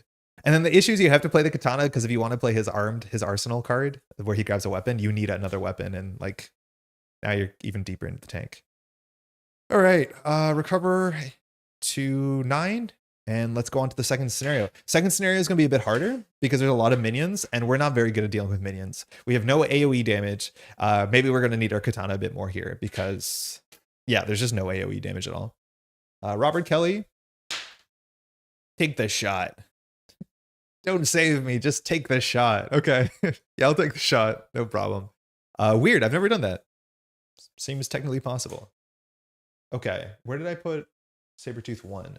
It's okay. We'll clean this later. We don't have to clean this on stream. So cool thing about using other encounter sets, unlike playing the campaign mode, is that you'll never have to use the same encounter sets again. So I'm allowed to just take standard and expert out of here in our obligation and just like do the messiest on-camera cleanup. Hey Andy, the thing with Deadpool's katanas are for scenarios that you're unable to rush, like Apocalypse 1 or Enchantress, that have effects and barriers you need to play much slightly and carefully. Yeah, maybe I should be thankful for that. That like there is the ability to slow down. How's it going, by the way? So yeah, if there's an anti-rush scenario, you have some amount of like something. I still don't think it's a particularly good card, this katana. Like, I feel like we have so many weapons, you know, heroes that can do damage without having to pay that admittedly not too expensive of a price, but technically a price. But yeah, that's true. That'd be interesting to play against someone you can't rush. Hella sounds like really fun. We have enough time today, and so far the way things are going, we might. Let's try Hella again. We played Hella last week. Maybe we shouldn't. We'll see how we feel. I don't think there's really that many in this box that you can't rush down. Like we could even rush Magneto. Oh no, we technically can't rush Magneto because Magneto has that text, which is like Magneto can't take more than 6 damage. And I'm meant to do math or something. Okay, is this up? This should be 11 cards. 1, 2, 3, 4, 5, 6, 7, 8, 9, 10, 11. Yeah, cool. All right. Now, this is where I want to pivot to playing campaign mode because I think if we don't play campaign mode, we don't get Magneto. And Magneto is just the most fun in Sentinel. So maybe we'll just like cheat a bit there. All right, Sentinel. Or Project Wide Awake, more accurately. Really cool scenario. Steady is going to be there. So while we do have a bit of confusion and stun, even in our kit, it's not going to matter. We have 18 health. Big robot. Name. Villain set 18. Cool. Toughness. It has one reveal text, but you get to that after you do the encounter card, or you do the scheme, excuse me. So scheme comes in first, but there'll be a lot of other stuff going on here. So Knight of the Sentinels. Sentinel 2 or 3? I think I have this under Project Wide Awake. Yeah, okay. So this set has a couple minions in it. It has 2 minions, the Mark IVs. It genuinely took me dozens of plays to realize that every Sentinel, based off of its mark number, that's how much health it has. Did not realize that immediately, which I think is pretty funny. So we're going to be playing, we have to play with Project Wide Awake and Zero Tolerance, which makes sense. That's our lose conditions attached to those. So that we won't mess with. And let's just keep it with Sentinels because I think that's fine. Sentinels is fun. That was the second stage already? Rushy, rush, rush, rush. Yeah, that was the second stage. The first stage is the one that we knocked out that hit Retaliate, that hit us back. And then second stage was just 18 health, I think. But like, that's the thing is Sabretooth is really good to be rushed down because if Sabretooth isn't activating a lot, Sabretooth is not healing. So there's a lot of times you can play Sabretooth where Sabretooth functionally has like 25 health. Our Sabretooth had like 19 health, something like that. Second Sabretooth healed 0 times. It's going well. About to head out to play some Twilight Imperium. This is the first time I've caught your stream live. Your presentation is awesome. Thank you, Andy. That's very kind. Enjoy your Twilight Imperium. I don't know if you're playing with the new stuff they announced. I don't know if that's out yet, but I've never played TI, but it's definitely on my bucket list. Hopefully you have a good time. Take me with you. Cleaning cat barf. I mean, you get to enjoy the cat, which is nice. Brendan, we put a blanket over our couch to make like a cave, and now our cat like priorities are totally shifted. It's like food was number 1, but now number 1 is cave time. And it's coming at the cost of food, which we're kind of worried about it, but she'll make her own good decisions, I think. Okay, this off camera. All right, so I guess we're playing stock standard, so let's grab Project Wide Awake. Cool, sets found. So a lot of minions here. So we have a bunch of attachments, a bunch of side schemes. All those abduction protocols will get us allies, which are nice. The really cool thing about playing this scenario too is that we'll have a bunch of different X-Men allies in play. So we'll have access to Jubilee, we'll have access to Magneto sometimes, and all the people we can rescue I think are X-Men traded. So naturally this scenario or this campaign makes it easier for us to fire our 2-cost protection card, Serve and Protect, that we haven't fired yet, but maybe this will be the case. Set the ally captives outside of play. So there's 4 of them. They all cost 2. They all have wild icons. They all have really good effects. They're all damage based. None of them are really good at thwarting. Reveal the Operation Zero Tolerance and Mutants at the Museum side scheme. So Zero Tolerance. This one we really have to care about so much. I'll put it onto the left side. It technically has threat on it, but the threat does not matter at all unless you're playing a small subsection of cards. But it has threat because it's a card you can include as an encounter set in your normal day-to-day activities. So let's look at these. Operation Zero Tolerance, very cool card. Very similar to what we just played, where we're disincentivized from blocking with allies, which is a fine Deadpool thing. But anytime that an enemy attacks and defeats an ally, you place that ally face down underneath the scheme, face down so they're not in play. And if this hits 4 counters, we lose the game. So people just cannot be abducted by blocking sentinels, which makes sense. We have Mutants at the Museum. At the mall. Mutants at the Mall has 4 threat and acceleration. Turn 1 of this, if you play on campaign mode, there's a lot of icons on the table and it feels pretty overwhelming, but luckily solving one helps you snowball the others, so you do okay with this. When defeated, we have to search the deck for a Sentinel and reveal it, so not put in play, reveal it. So we'll do the revelation text and then flip this card over and it becomes Jubilee, and Jubilee will be an ally that takes up no slots, that she's good at doing like this burst damage if we throw energy resources at her. That's pretty cool. And that's mostly it. Knight of the Sentinels. Oh, this one's actually really scary. Wait, this is a bad scenario to put acceleration on because it has a really low limit. After threat is placed here, if there's at least 5 threat, we have to abduct the top card of our deck. This is gonna suck. I realize in hindsight, this is really bad because not only can we easily put a bunch of acceleration tokens on this and it'll hit 5 every round, but you only remove 5 from here, which it doesn't clear itself, and we cannot increase the limit of this because this doesn't have a limit. For some reason, I guess it's to scale on player count. I'm not sure exactly why they did this. I'd have to think about it for a bit. But it's not like this has a scheme limit and it says when it would advance, don't. It just says when it gets to 5. So we can't impact that. So acceleration scales really quite poorly. So I'm realizing we've made our bed and we will now sleep in it. Yay! Oh, it comes with 1, not 5. All right, Sentinel. Steady toughness, 3 attack, pretty big, 2 scheme. Notice every attack has just straight up defeated us because that's what we decided to do. So we're going to search for an abduction protocols, put into play. Every other player who doesn't exist gets an encounter card. Abduction protocols is a good one. There's 4 of these in the deck. It does have a crisis, which is a bit frightening, but 4 threat, victory 2. And when defeated, we grab a captive ally and we actually put it into play, which is nice. I'm going to choose to put enemy of the enemy in play. If anyone's upset about this, I will hear your criticism, but we're not technically playing a campaign mode, but I want to kind of mess with Magneto. This is another side scheme that you only put into play if you're playing campaign mode. 3 threat and an acceleration icon, and we get Magneto, which is good. But we'll do the downside. I will do the downside for this to feel a bit better. Let me find my downside cards. We will find them. Okay, these are our 5 downside cards, yeah. So we'll add one of those to the deck so we don't feel like we're just getting only benefits from this. The katanas might not be too terrible in this scenario. Yeah, this scenario, they might be better. Just because we have to deal with toughness, and I think the katanas have piercing. I hope they do. They probably do. That actually makes them a lot better. But on top of that, a lot of minions. Katanas might be okay. Because I don't think we can just like full send it in Deadpool every turn. I think Deadpool will be our backup plan. I am shuffling the deck that makes sense. Okay, that was scary. I was just shuffling a pile of cards I found. And that's mostly it. So like, look at this. I don't think there's another scenario in the game that starts with these many schemes on the table besides like Venom Goblin, but that's its own thing. So it's a lot. Yeah, they absolutely have piercing. Yeah, okay. I could have bet money on that. Shows how many times I play katanas. I think also playing our Armed and Dangerous or whatever it's called to get Bambino would be really good. Because Bambino gives our attacks overkill, which helps with not wasting on minions.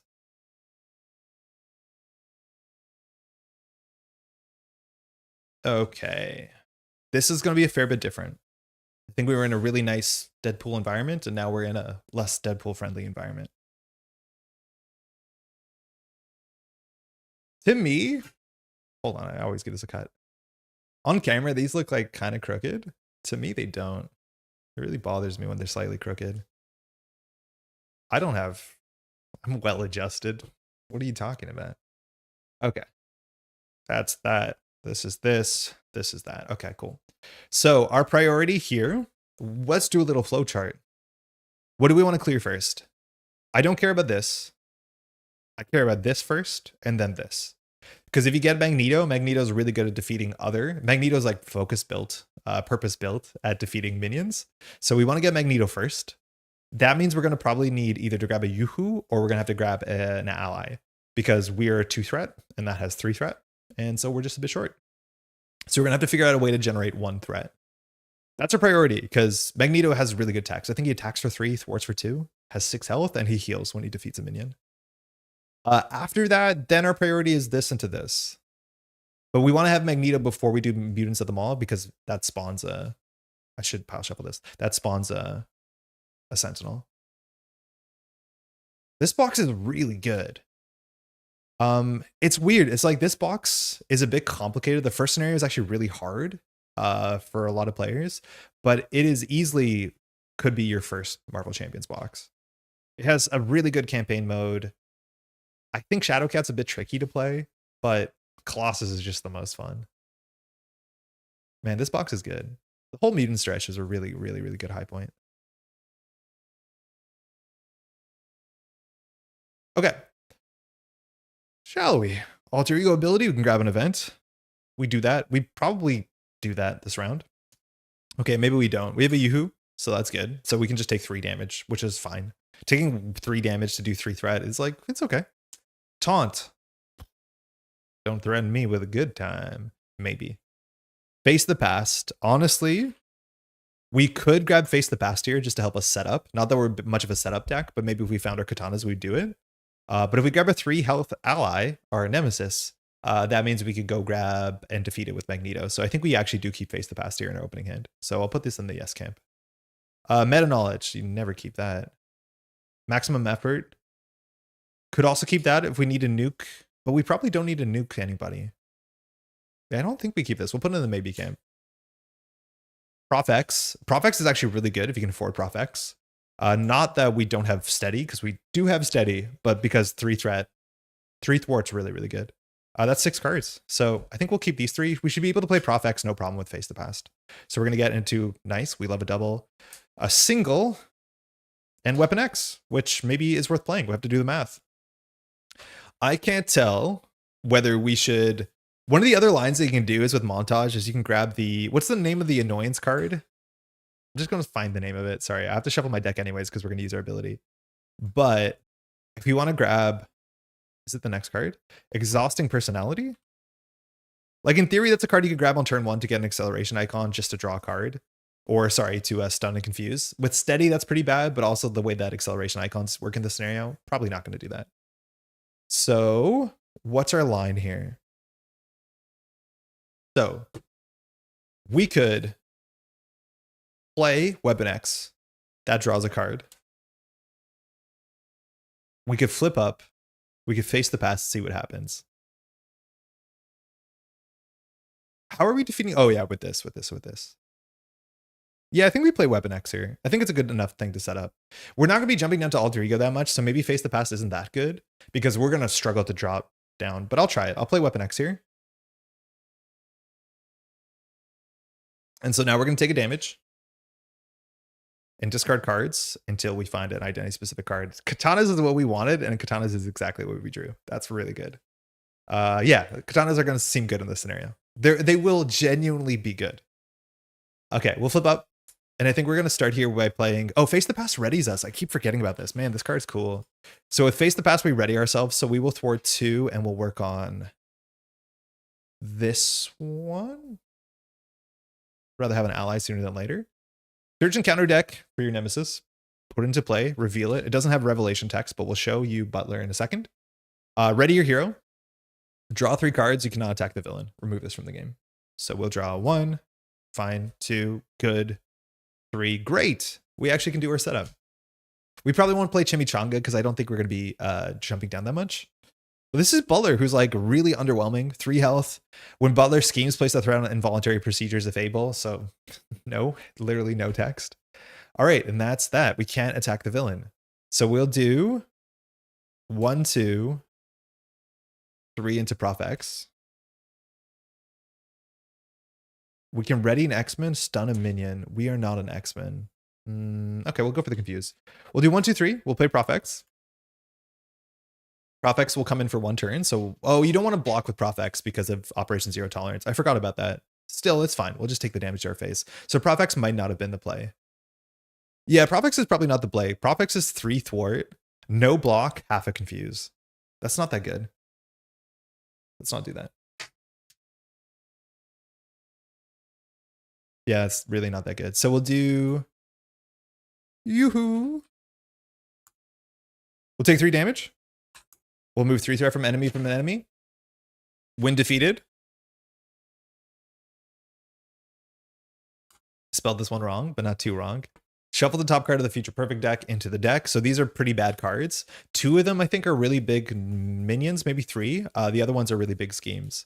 And then flip this into play. So we're going to roll a die, 1 on left, 2. So you never add more than 1 per scenario, but that in the middle. Now we flip this card over and we get Campaign Magneto. Really like the art on this one. So 5 health, victory 1. The first player controls Magneto, does not count against our player limit. We also now, oh, Magneto's not an X-Men. He's a Brotherhood of the Mutants. I probably should have seen that coming. After a Magneto attacks and defeats us, oh, a Sentinel minion. Okay, so we're not going to heal off Butler, but we'll heal off of Metal. So that's fine. Okay. Before we commit any further, we're going to thwart 2 off of Abduction Protocols.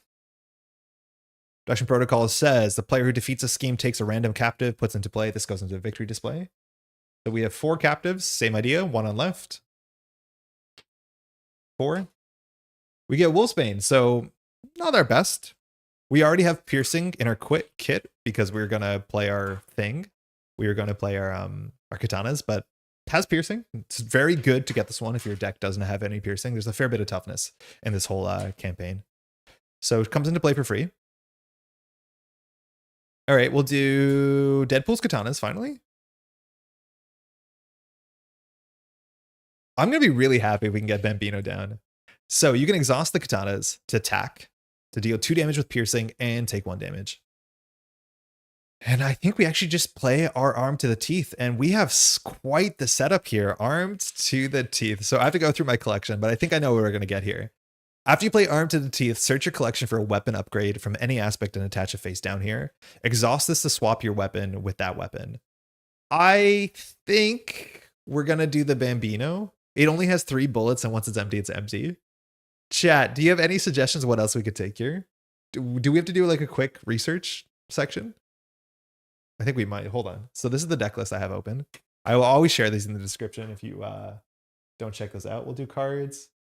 Sorry. Oh, I guess I could look here. So we'll just search type. Oh, you don't see drop downs on the screen. Excuse me. Sorry. Subtype weapon. Nope. Trait weapon. I'm pretty sure we're doing multi-gun. We can't. It has to be an aspect card. I'm like, Filippo, how's it going? I'm like 90% sure it has to be an aspect card, and you can't take like a hero kit card. I think your collection is only like your aspect cards. How do I make them not hero cards? Hold on. Pool aggression, basic campaign, encounter hero, view as full cards, search. Query did not match. How? Type environment. That's why. Oh my god. First time using this website, huh? Trait weapon. Oh, type environment. Okay, hold on. Okay, this is the list. So we can get Bambino, which is good. It says from any aspect. Okay, that's the reason why. Yeah, from an aspect. So Bazooka we could take. Discard Bazooka, deal 1 damage to an enemy for each. That's very bad. Energy Spear is for an ally. Godslayer is not bad, but I don't think any of the Sentinels are unique, so it's not going to get a lot of value. Hand Cannon is just a worse Bambino. Yarnbjorn's not the worst, but I don't know how many physicals we have compared to anything else, so probably not going to do that. Laser Swords we can get, +1 attack for each icon. That's not great. Plasma Rifle's not good. Scimitar doesn't do anything. Pulse Grenade's really funny. These are all for allies. Sonic Rifle's okay, but they're steady already. We can barely hear you when you're talking and looking at the monitor. I was pretty sure that was going to happen, so thank you for reminding me. But yeah, I have to watch out for that. I think it's the Bambino. I think it's no contest. There's not that many options. There's certain scenarios where like Godslayer is pretty good. But this scenario has like, I think no unique. Besides like Butler here. Let me go get Bambino. 1 second.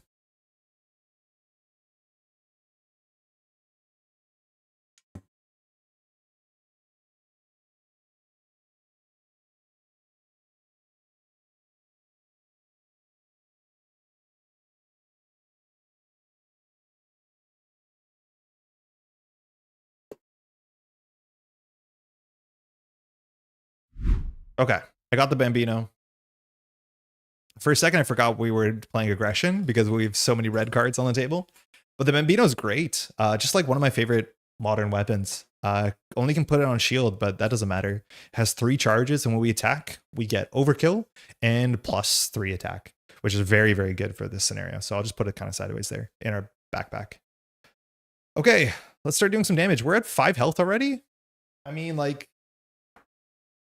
we're going to get an acceleration this turn, aren't we? So we'll attack for 3, defeating Butler. Wolfsbane will attack for 2 with piercing. Down to 16. I mean, we could katanas. 5 health is just the point where we might not get defeated this round.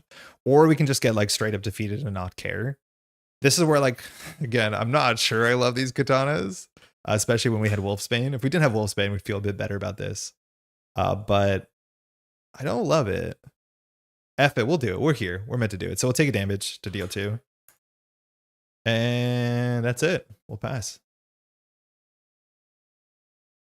There's a chance we should just use this only against minions. We'll find out. This card is fire. That's a good reason to take damage.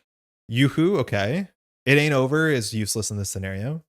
Serve and Protect is worth knowing we have. And then Ready for Fight is good because scheming is the problem. All right, Knight of the Sentinels. Here we go. So we put 1 threat here, or 2 because of the acceleration icon. Then if it has 5 or more, a bad thing happens, but not so far. All right, Sentinel is attacking us for 3 and a card.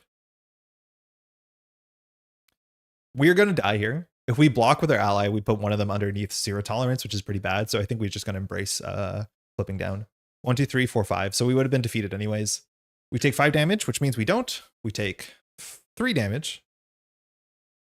And we put an acceleration icon, which I'm scared.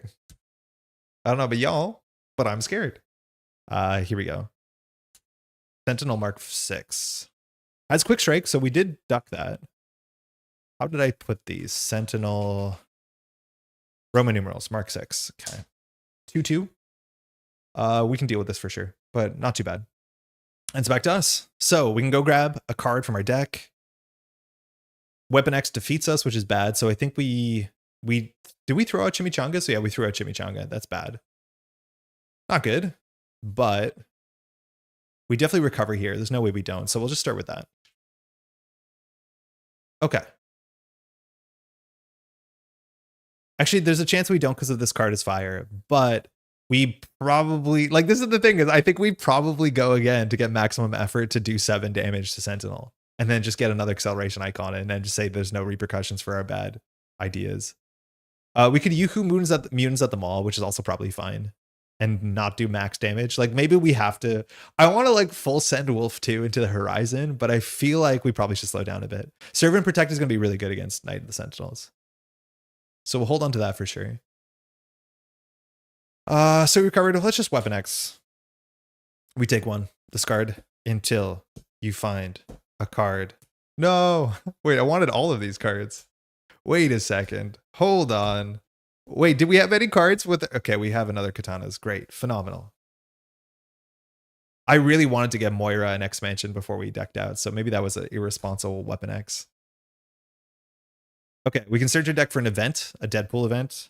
I don't think we need to do that. Yeah. 2 Katanas every round actually does feel pretty good. Okay, I think that's it. We'll flip up. We'll do Magneto attacks for 3. We can attack with overkill. Oh, we're exhausted, so we can't. So we can just do 2 Katanas. So we'll play... We want Serve and Protect, though. Hold on. We didn't draw any resources in this hand. Seems kind of weird. So we want to hold on to Serve and Protect because we have an X-Men, we're X-Force. This card's useless. Ready for Fight's not super necessary, but we could play it. We haven't seen any advances. So if that's the case, this can play that. We could Yoo-Hoo this. We don't need to. The other idea is that we play Katanas, play Ready for Fight, and call it a day. Like maybe we get rid of mutants at a mall, but I think we don't. I think we want to just get hit by Sentinel here. So this could be that too. Maybe we just don't play Katanas. This is that we hold this. Yeah, that's fine. So we'll try that. We'll try this. So we'll play our second Katanas. I'll just stack them. But we'll have two different buttons. Okay. Then we'll play physical for Ready for Fight. So Ready for a Fight just says if we would get thwarted on, nah, we just get attacked again, which is scary sometimes. We'll hold on to this because it's what we want to try out. So we'll take a damage to deal 2. Feels a bit wasteful here, but I think we'll do it again. We're doing more damage to us than the villain is. That's good. I think we'll just knock this out with Wolfsbane. I know we heal with Magneto, but like it's not super important. And then we can use Magneto to attack for more to the villain, or we can do threat too. I think we will do threat too. Now it looks like a bad thing will happen, but that's why we hold on to this. The best card we could draw alongside this is Power of Protection. 1, 2. Oh, that's good. 3. Okay. 4. That's a good guy. 5. No power of protection. So our hand is not going to have a lot of options in it, but we'll be okay. So the first thing that would happen here, this would add 3 threat, and adding 3 threat would be really bad because of Knights of the Sentinel. But we're going to avoid that. So we're going to do, we are not going to be able to play these. 1, 2, Serve and Protect. So when any amount of threat would be added, exhaust an X-Force, that's us. Exhaust an X-Men, that's Wolfsbane. And don't put that threat. Then Wolfsbane gets a toughness and we get a toughness. So this is what we're meant to be doing every round. When there's a lot of acceleration, this is a bit better. Now our hand kind of sucks. Like our hand is not super playable here. We'll basically just draw a card and play Energy Shield. So we'll see what happens, but that's nice. That was technically 2 toughness and 2 exhausts for 3 threat. Like that still doesn't feel good, but it can get better. So Sentinel's attacking for 3 in a card, no block. 4, exhaust your identity is the boost on this. Luckily, we've already done that, so we just lose the toughness. 1 counter card, Warn the Others. Force a response. After your turn ends, place this card. So we have to jump down because otherwise, well, we don't have to, but we want to. I like this card a lot. It's really miserable sometimes in solo. So after your turn ends, place this card face down under tolerance. Otherwise, as an alter ego, we can get rid of this. So we have 1 turn to go to alter ego, but we already are exhausted, so we actually can't get rid of this. Luckily, 0 tolerance has a threshold of 4. So as long as we're cautious about it, we end up in this situation, which is okay. Things are bad, y'all. Things are not good. That turn felt good, but we ended up not doing anything. Doesn't exhausted personality require you to exhaust Deadpool? Yeah, I did. And then the other card hit us as well, right? So we can't do it for this. That's the issue. But yeah, we exhausted X-Force X-Men. This is bad. Like we have nothing to do on this turn. We're exhausted. Wolfsbane is exhausted. This is gonna get hit 6 again unless Magneto thwarts 2 on it, which like feels a bit Sisyphean. But we're gonna be jumping down anyways. So this might actually hit up twice. So I think we don't jump down because this obviously doesn't do anything. Things are bad. Things are really quite bad. So we'll thwart for 2. Serve and Protect exhausted you? Yes. Yeah, we can't do this.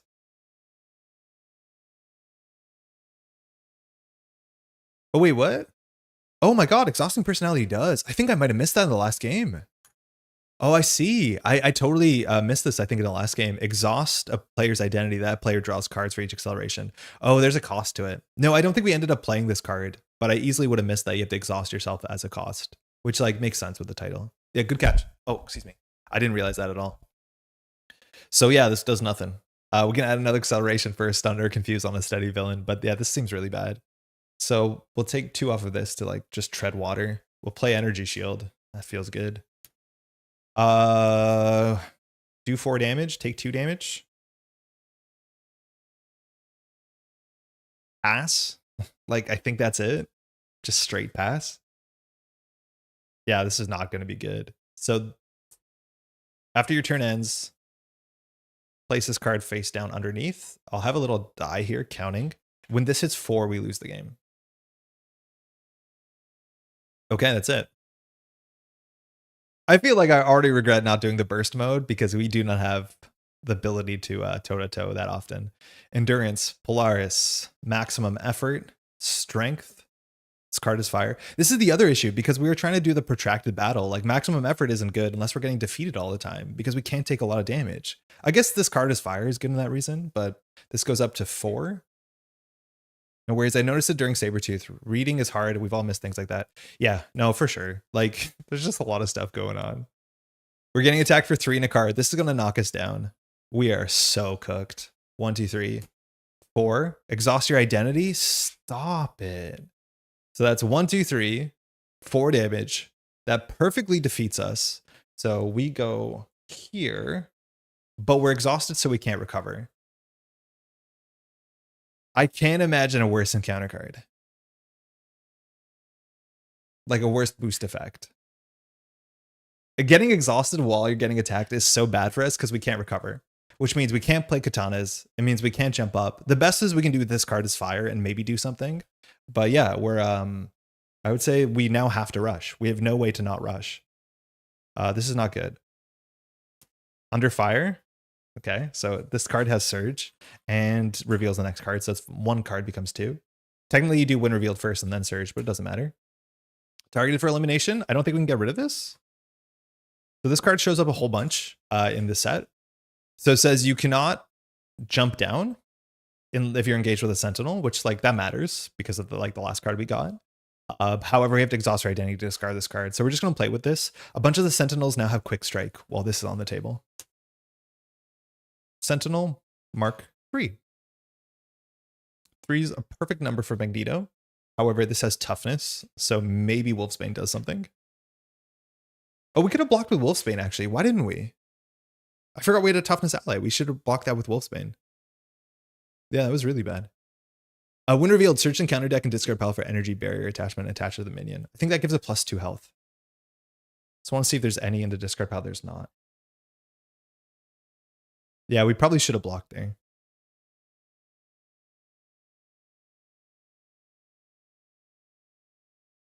Energy barrier?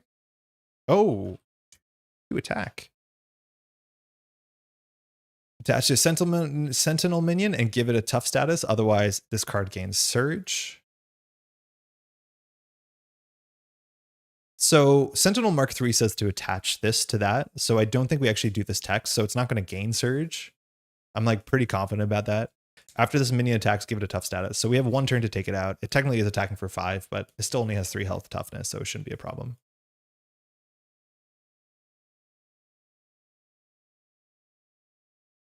Okay. That's that. That's that. This does not have text that says when Sentinels are in play, they have guard. I think that's Master Mold's kind of thing. But we are here with 1 health.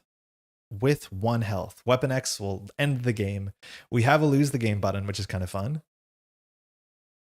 We can give Wolfsbane a toughness again by playing Polaris, which is good. This card is fire is okay. Endurance is good because we can heal. So we probably do that. But I think our whole turn is Polaris Endurance. I don't think we actually do any damage. Yeah, this is not good because this is going to advance no matter what. I do not like where we are. So we'll play Endurance. In theory, having more health is good. This gives us +3 health. That means we can now Weapon X. Let's just look what's in our deck because there's a chance of full whiffs. Yeah, so all the cards on our deck are not our ability. We're going to be drawing an extra encounter card this round no matter what. But in theory, we could use Weapon X to take a damage to not draw these cards next round. Honestly, they're not the best draws next round because this card is max 1 per player and this card might not have a match. So you could do that, but 1 damage when we're on 4 is pretty expensive. We'll flip up. Okay. Wolfsbane will attack with toughness, dropping this to 1. Loses the toughness. Now I need to check this. Deadpool's katanas. They say exhaust Deadpool's and take 1 damage. So if you prevent that damage, you did not take the damage. This game has a distinction between take and deal. So if you prevent the damage with something like Energy Shield, that's fine if the cost is deal a damage, but if the cost is take a damage, that means cards like Toughness, cards that block damage, are anti-synergistic. So we can't Energy Shield the Katana damage. This is going to advance no matter what. We know it's going to pin one of these 3 cards underneath there. It's likely to be a resource, which is fine. But this is going to go up to 7 and then down to 2. So we'll just play Polaris. 1, 2, 3. When Polaris enters play, give a tough status card. Yeah, your HP needs to be reduced. Yeah, take and deal are different in this game. So we can give an X-Men a toughness status card. We can't give it to ourselves because we're not an X-Men. We're an X-Force until we find Children of the Atom. So we'll probably just give it to Wolfsbane here so that Polaris can at least attack for 2. We could Katanas just so Polaris could hit face. We probably also want to get rid of mutants at the mall sooner than later. And maybe with Katanas, that's what we do. Our plan is to get rid of mutants at the mall. And then we can hop down with Ready for a Fight and be okay once we're recovered. That's another way that we can play this. It's just always recover 8, always ready for a fight. Which, like, yeah, maybe that's a cool way to do Deadpool. Interesting. Mutants at the mall gets us another ally. But we have to reveal. Sorry, the minion. We have to reveal the minion as well. Mutants at the mall. Hold on. Yeah, reveal it. So it's something you want to do in Alter Ego. I think on average 3 toughness is what you're expecting, which we can clear that. So maybe Magneto knocks out mutants at the mall. Polaris does with a Sentinel, and then 2 Katanas deals with the other minion. Yeah, that's probably fine. So we'll use Magneto here to knock out this. So flip this card and put it into play. First, discard pile and deck for a Sentinel minion. So I'm going to first use Jubilee to defeat this one. And then we're going to search the deck or discard pile for a minion and put into play. It'll be Sentinel Merc 3. So basically we're just healing off of this. But we get Jubilee into play. Jubilee, 3 health. Doesn't count for our slots. Is an X-Men, which is nice for our synergy. That being said, we're very unlikely to draw one of our Servant Protects. Maybe that's why we should mill the deck. We can exhaust Jubilee and spend an energy to do 2 damage, and that's not an attack, which is actually quite meaningful. And so now we have to do Katana to take 2 damage. Ow. And that will defeat the Sentinel through the toughness. Okay. Will Jubilee thwart for 1? It doesn't do much, so I'll keep Jubilee there. If Jubilee's defeated, we don't lose the game, but it like has ramifications for the rest of the campaign. So I'm going to protect her as if that's the case. So we'll just pass here. Oh, Wolfsbane has toughness. That was Wolfsbane's toughness, not the minion's toughness. I forgot to give the minion toughness, but it didn't matter. All right, we draw 3 cards. We know what they are. What happens if you play the scenario with the Jubilee hero? Do you discard yourself and just lose? I honestly don't know. My recommendation would be timelines. But yeah, it's gonna be a problem. If Jubilee leaves, you don't lose the campaign though. I think you just don't get Jubilee. Because Jubilee doesn't have the text that says like if she's defeated, you lose the game. I think you just don't get her. Which is like not great. But there's some weird stuff like that that comes up. Like what happens when you play Magneto against Magneto? Do you just win?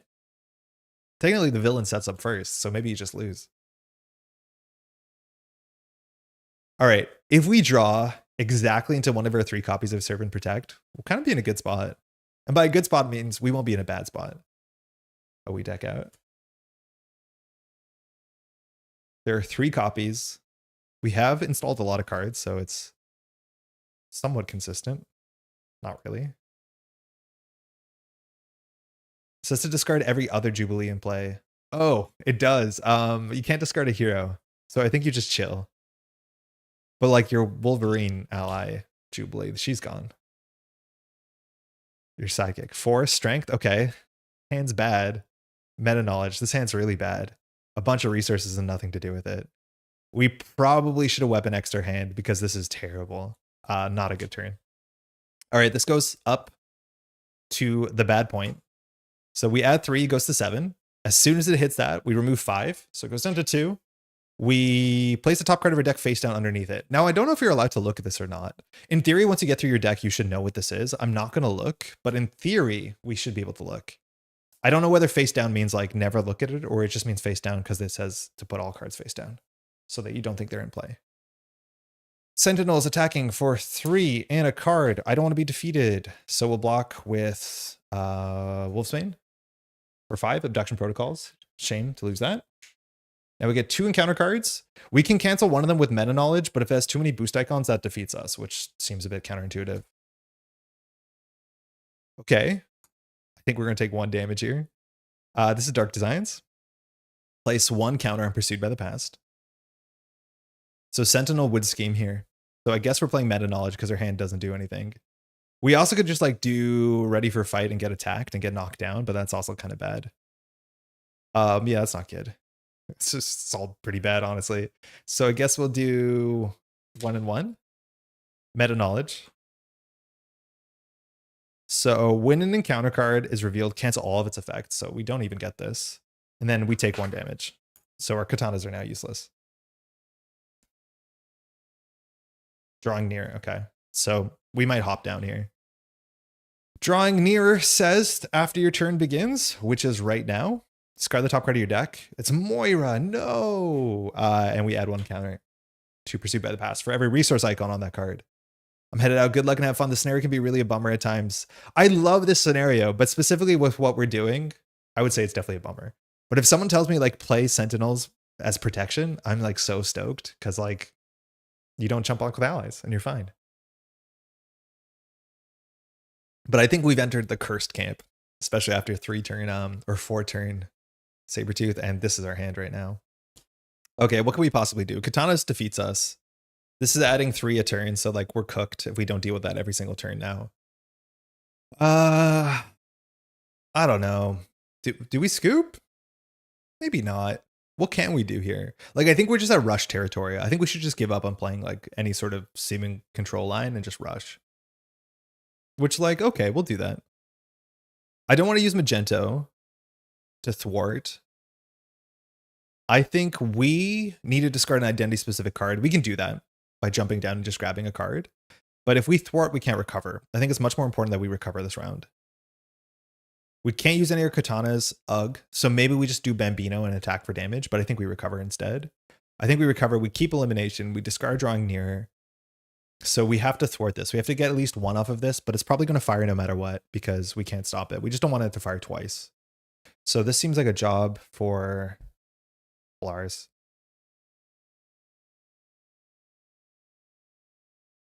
Jubilee, we'll throw this out to do 2 damage. Magneto will chill. We will flip down. Oh, we can ready for a fight. Yeah, we'll flip down. We'll recover for 8.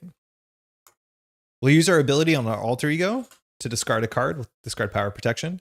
We'll search our deck for an event. Don't think we can use exhausting personality that easily.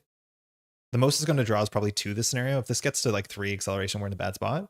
Then we'll just discard exhausting personality to get rid of drawing near. I'm not going to hold on to strength. I'll discard that and then we'll pass. Okay. We can do this. Oh, this shouldn't be here. Clean frame. All right. And we remember that we're going to get attacked here. We're not going to get thwarted on. I think this is okay. The bad part is that we're not an alter ego, so we can't grab like a card to push the game forward, but we'll see if we get lucky. Mutant Education, Taunt, Serve and Protect is good, but we can't play it this round. 8 ain't over is useless. Maximum Effort is probably not gonna be great, and Taunt. Yeah, I feel like anytime that we break that aggression loop, where now it's like, okay, we have to hop up to get attacked, but now we're not gonna be at 9 health at the start of turn. And if you're not at 9 health at the start of your turn, Maximum Effort doesn't do anything, and then you start like falling backwards. Okay, this goes up to 4. Sentinel would scheme here. We're gonna go ahead and say we're ready for a fight. Actually, let's consider whether we should do that.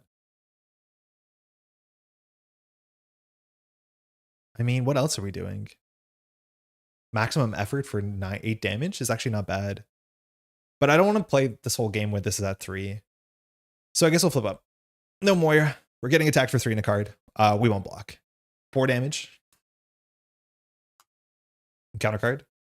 Abduction protocols, nice. More allies. Mind you, these allies follow you for the entire campaign if you play in campaign mode. 4-threat crisis. Actually, not nice. That's a lot of threat. That's more threat than we're capable of. Looks at hand, looks at no threat, looks at 2 taunts, looks at hand, is scared. One of the tricks we can do here is we can just play taunts to get knocked down. Oh my god, we're so cooked. We thought we were back. Yeah, this is bad. Oh, Magneto's ready. Is we could taunt to get attacked to draw cards to hope. Yeah, none of this is good. None of this is good. It was too late to energy shield. We could have considered energy shielding here. But I think we taunt for an attack. Oh my god. Serve and Protect actually deals with this. So that's fine. This prevents the threat from adding. So this is okay. We can coast this. So we just need to deal with this slowly. But maybe we ignore it. We just go full phase all the time. And just hope every turn we have a Serve and Protect.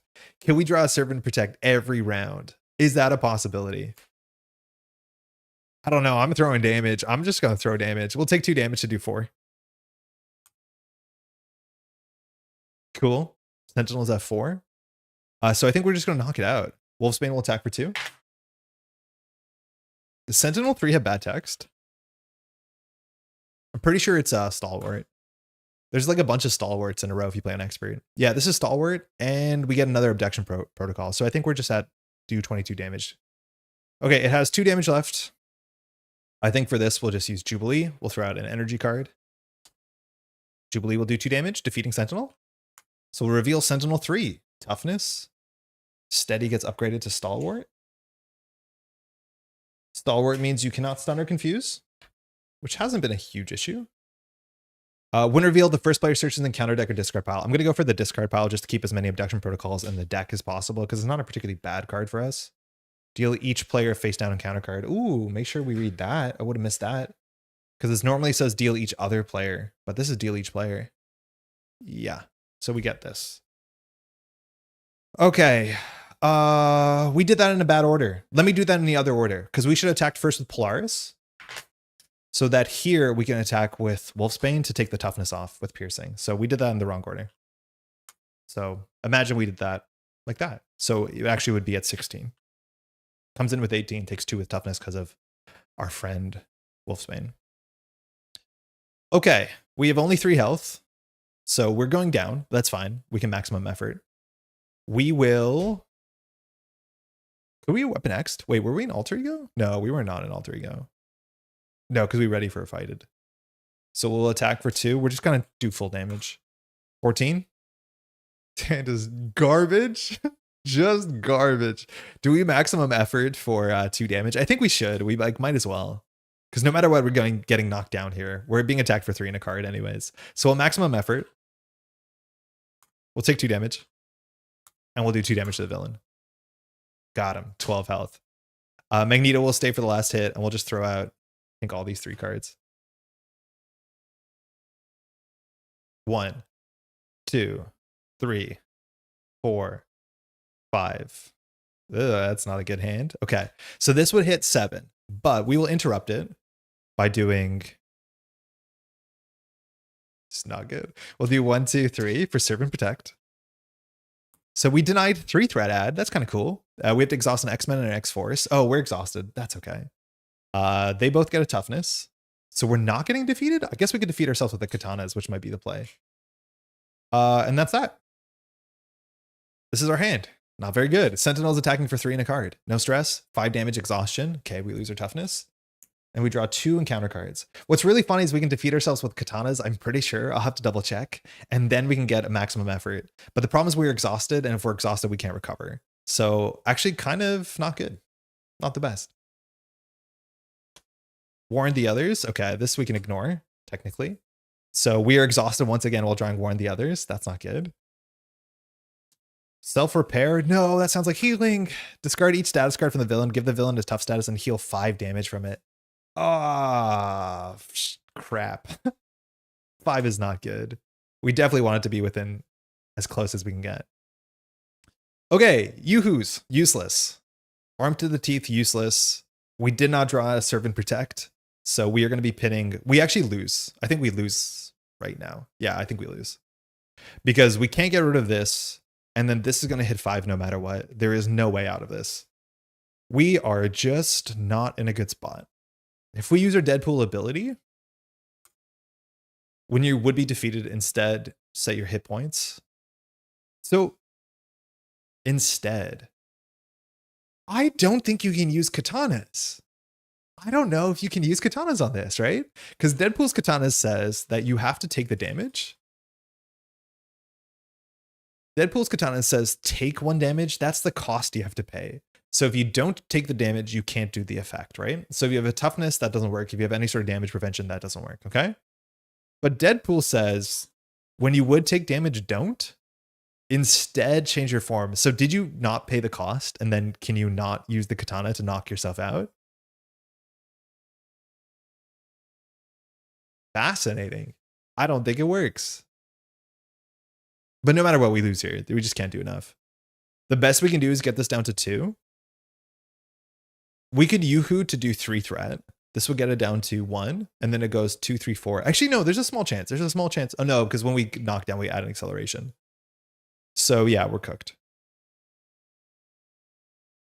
Yeah, it's no good. Because Yoo-hoo into... Yeah, Yoo-hoo, take 1 damage, removes 1 threat, but puts an acceleration. Magneto does 2 more, so we're at 2 threat, 3 acceleration, so this hits 5. This adds to the victory display, this adds, or sorry, to 0 tolerance, and then we 0 tolerance again. Is this a serve and protect? No, it's a truck. No, no truck. Man, we really need a truck. Truck would help a lot. We got exhausted a lot of bad times. I think there was 1 turn that we should have blocked with Wolfsbane that we didn't. In Netrunner terminology, it's a replacement effect, not a prevent effect. You're right. They use the term prevent. I definitely wouldn't like try and 1-for-1 this with Netrunner because it doesn't always work like that. But it does seem like a replacement. So maybe you're considered to have paid the cost. I have no doubt someone's asked that online, so I'd have to look into it. It's not going to actually matter this turn. What but if it does matter? No, it doesn't matter. What but if it does? No, it doesn't. Yeah, bad. This was not good. I think the katanas actually hurt us more than they hurt the villain. This Bambino was useless. But not in a good spot. Wait, we're not totally cooked because we can always draw Serve and Protect. If we draw Serve and Protect, we're okay. So hold on, actually. We shouldn't give up yet. Because we could top deck a Serve and Protect. Like, things are still bad, don't get me wrong, but we don't lose. Like, I think all we do here is pass. I think we just pass here. And hope that we top deck one. Because we can't do katanas. No, we could do katanas, actually, if the ruling works out.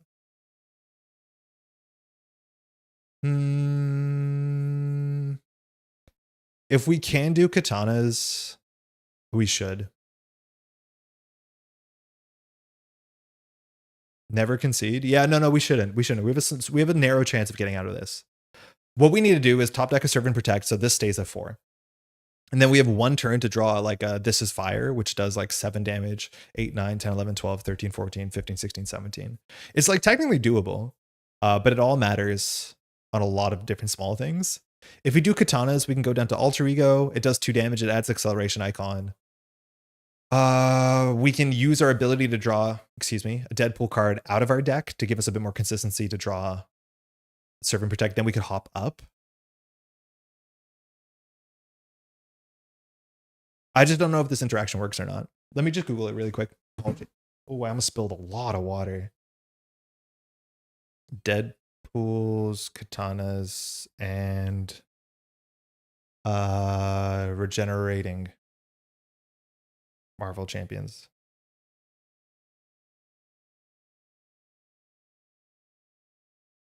I don't know.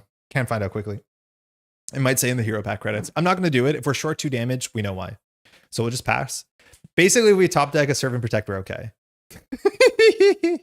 And by okay, I mean not in a good spot. But hey, we did it and we drew this card as fire. Okay, 2 Serve and Protects. All right. There's a small chance we're okay here. It's very small. But there's a chance. Okay. I mean, we'll play on. So this would add 3. Oh no, hold on. This goes here. So if this adds another card, we lose.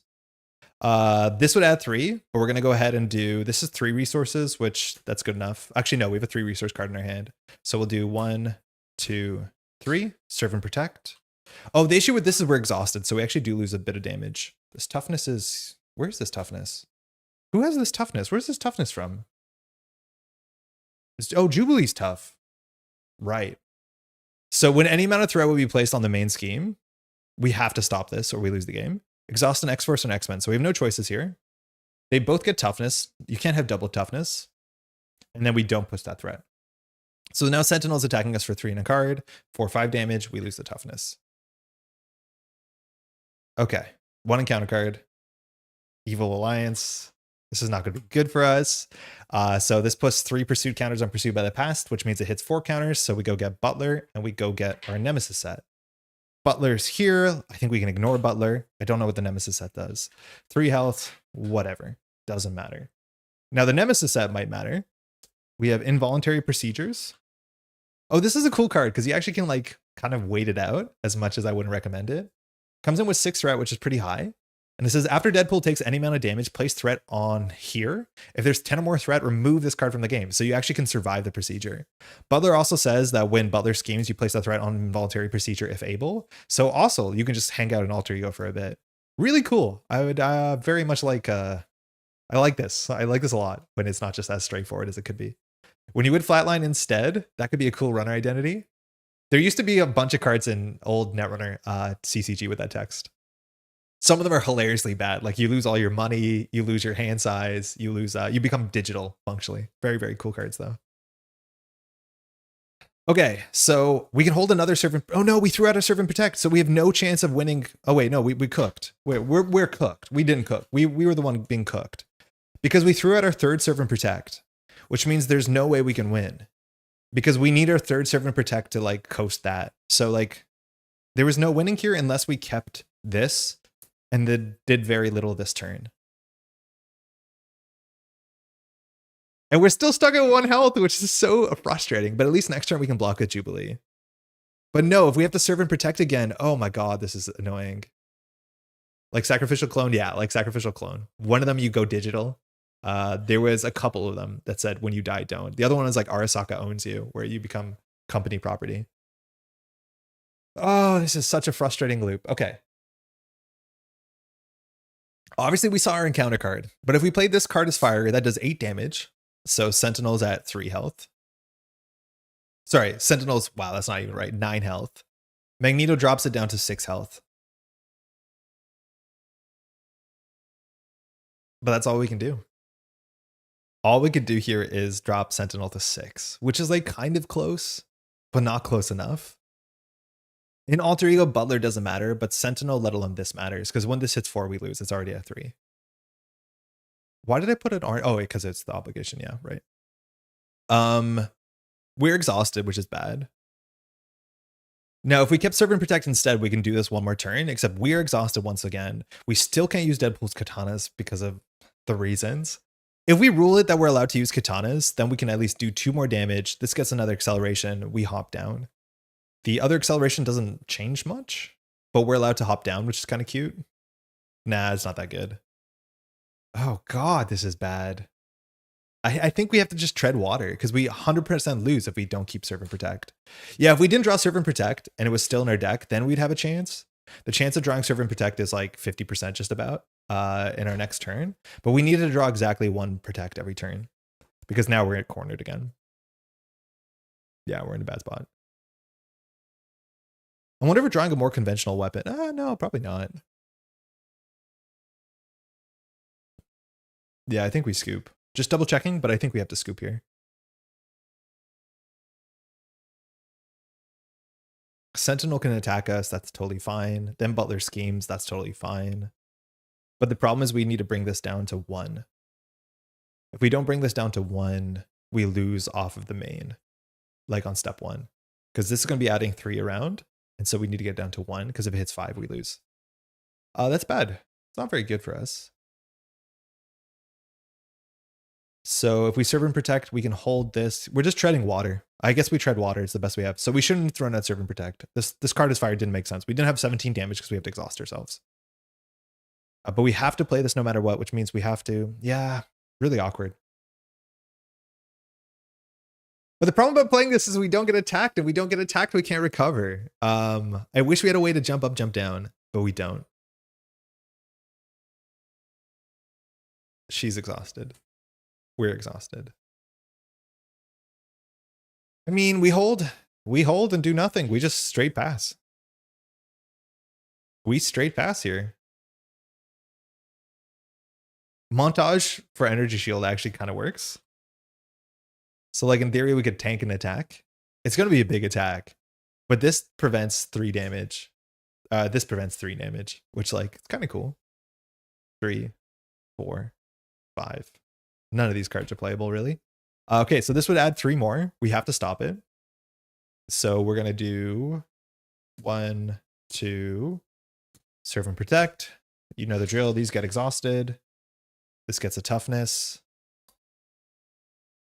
Cool. Fine. Sentinel attacks for 3 in a card. You are stunned. That's never good. We lose the toughness. Funny enough, now Butler attacks for 1. It defeats us, which maybe is perfect, but we have other issues. So Butler defeats us. This goes to 3rd acceleration. Now we draw 2 encounter cards. Abduction protocols, totally fine.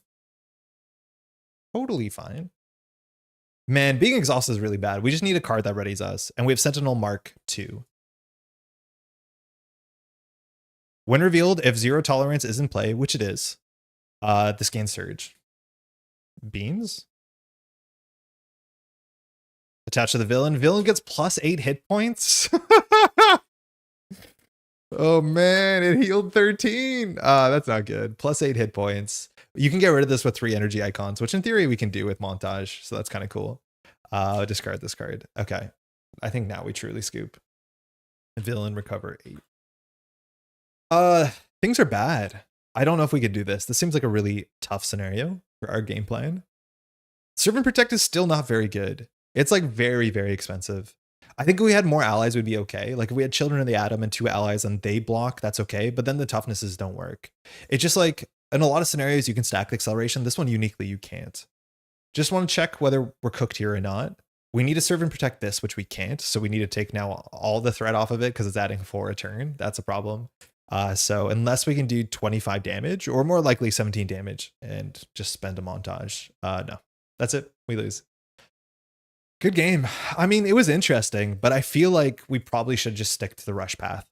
I'm going to roll that back, but as soon as we veered from the path of just rushing, we realized that we have structural issues. We also had that sort of like natural kind of wave up and down, which we broke from that. Like whenever you start your turn at 1 health, it's so bad in hero mode because you can't katana.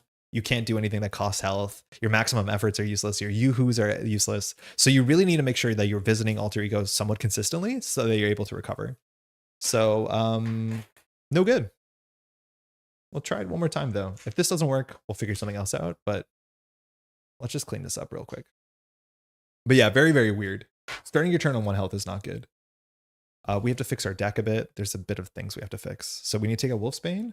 That's good. Bambino's already out, which is good. We have to repair this damage, which losing Chimichanga Truck, not great, but we had other issues. And then we have to take out all the Nemesis set. So there should be 3 cards in here. And we have to take out the Future Past card, which we'll see it when we see it. That was it. Okay. This mutated soldier looks exactly like Rockslide. I don't know whether that's related or not, but that's our set. It adds a bunch of these toughness guys that just always constantly heal. These start here. One of these starts in play. I guess it'll be that one. We got lucky with a bunch of these abduction protocols because that's an encounter card that we can just ignore. That's pretty cool. Could have been worse.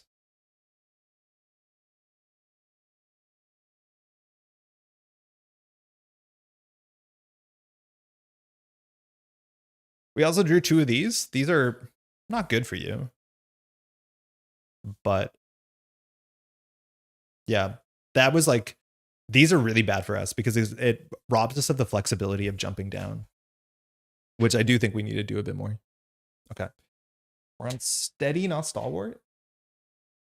Toughness. 18 health.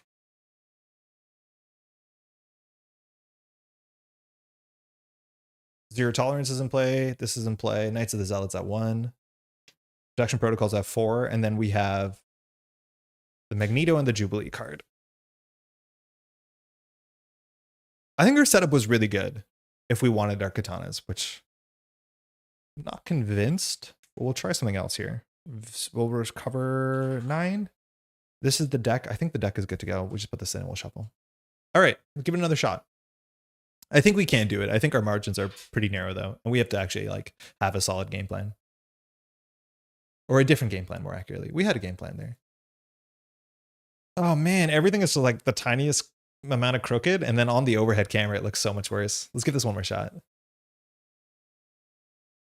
Yeah, Serve and Protect, I just don't think it's good when you're playing solo. Like even in that scenario, what it cost us is the ability to recover. It makes us exhausted, which is not good, so we can't interact with the obligations in the set. It's very expensive, and at the end of the day, you're just treading water. Now, in theory, what it buys you is cool because it's over 2 turn cycles, because you get the toughness yourself, and then next turn you block with like our ally. The problem is we were locked in a spot where we had to play the next Serve and Protect, so we never got value from our ally, Jubilee. But it would be really nice if Jubilee bought us the breathing room to be able to like actually enjoy it. So maybe this scenario is a bit of an outlier, but it still feels kind of clumsy.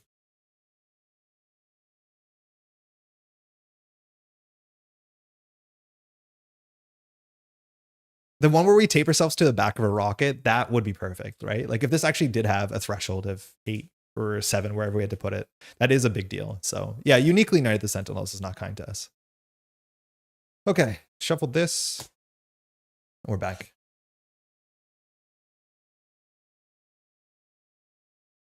I think we can do this.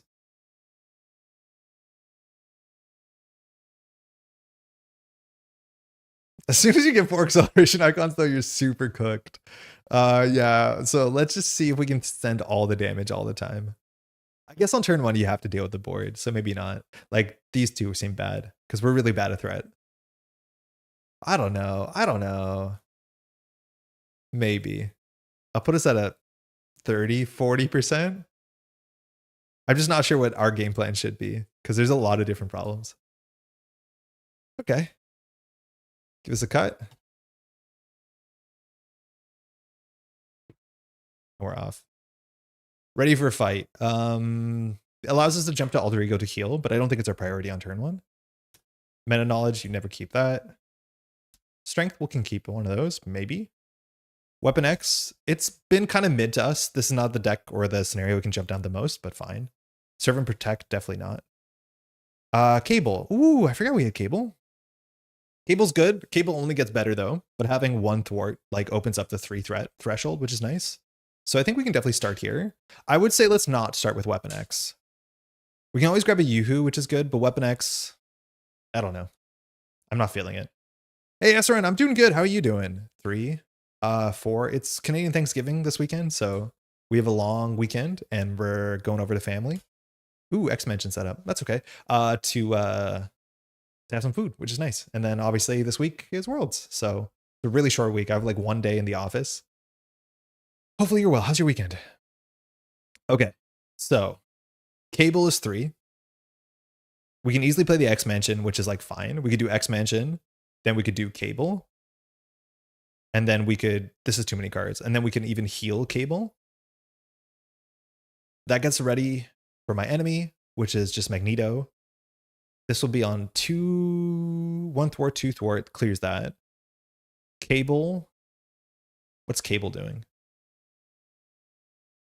We can heal Cable first, and then we can just do damage into this. Cable can block damage, and we can do 9 damage into that. I think that's what we do. So we will first spend 3 on Cable. Ally, sorry. So Cable comes in, has no meaningful text yet, but it will only get better. And then we will use Cable to thwart for 1 off of this. Oh, wait, we can't heal. Sorry, we can't X-Mansion Cable. I forgot about that. So maybe X-Mansion is not the play. I just don't think there's anything better in our hand to do. So whatever, we'll still play X-Mansion. I thought we could heal Cable, but again, this is why we have to play Children of the Atom, because Cable is not an X-Men or a mutant. So whatever, we have X-Mansion. We'll use our Alter Ego ability to discard a card to search our deck. We'll go grab Maximum Effort, which at 9 health, that's what you should be doing. Yeah, kind of a curse turn. Pretty good. Enjoy the long weekend, and World seems busy. It's definitely a bit busy, but it's always been like the weekend after Canadian Thanksgiving. In fact, the World Championship, when it was in Toronto, it was the Thanksgiving weekend, which I'm not sure if the organizers were aware of back in 2022. But like, I missed Thanksgiving dinner because of Worlds, which like, hey, it's okay. We'll flip up. We will thwart for 2 off of my enemy. This becomes Magneto, which we're gonna totally waste his text. So we get ally Magneto, who comes in with a massive 5 health and heals when knocking down Sentinels. We have to shuffle in one of these 5 cards into the deck, which it's a campaign mode thing. It might have actually been better to play no campaign mode and not play Magneto and put those 3 threat into mutants at the mall, but 1 is left. 2. So this unknown card goes into the deck. Put it in the middle, we'll shuffle. So obviously attacking 3 into Sentinel is pretty bad with the toughness, but if we don't do this, we waste 8 damage, so we're going to do it. Well, if Montreal gets it, you can dinner, and then head down to the venue, yeah. I don't know, we'll see. I don't think they're going to announce it this year at Worlds. They usually wait to what's it called? They wait until next year, but it's a possibility for sure. We'll attack for 3. And we'll play maximum effort. So we'll take all the damage we can. We'll take 8 damage to do 8 damage. So Sentinel is at 10. We'll pass. None of these are X-Men or mutants. We can't heal any of them with X-Mansion. Feels really bad. We'll draw 5. Endurance is good. Taunt is good. We love a Chimichanga truck. Okay, Armed to the Teeth ain't it. Serve and Protect. I don't think we do it. Taunt is something we haven't played yet. I wonder if this card should be something else, because it doesn't make sense with our rush strategy. And it's really bad in this scenario, but yeah, this is not a great hand either. Okay, this goes to 3. We can't Serve and Protect because we have no X-Men, but Sentinel's attacking for 3 in a card, lo and behold. Exhaust your identity. Every time we hit this, we've drawn this boost now. This is our 3rd time in 2 games, but this is so bad because the play pattern is when you're an alter ego that you have to recover. So now we are cooked because if we can't recover, we can't do much. We can always go get This Is Fire, which I think is maybe good enough, but that's so bad. So we're defeated. When we're defeated, we get knocked down. Acceleration, alter ego, 1 health. 1 encounter card. Targeted for elimination. This, I would say, it's a bit of a luxury card if we can get rid of it. So far, we haven't run into massive problems, but there's now a couple more Quick Strike folk, which in alter ego, Quick Strike doesn't matter. So we can't get rid of this. Okay, it's us. We definitely want to play Endurance. This is going to advance. We're adding 3 a turn, so like Serve and Protect doesn't make sense unless we can go get our ally. Cable now has +1 thwart, +1 attack, which is good.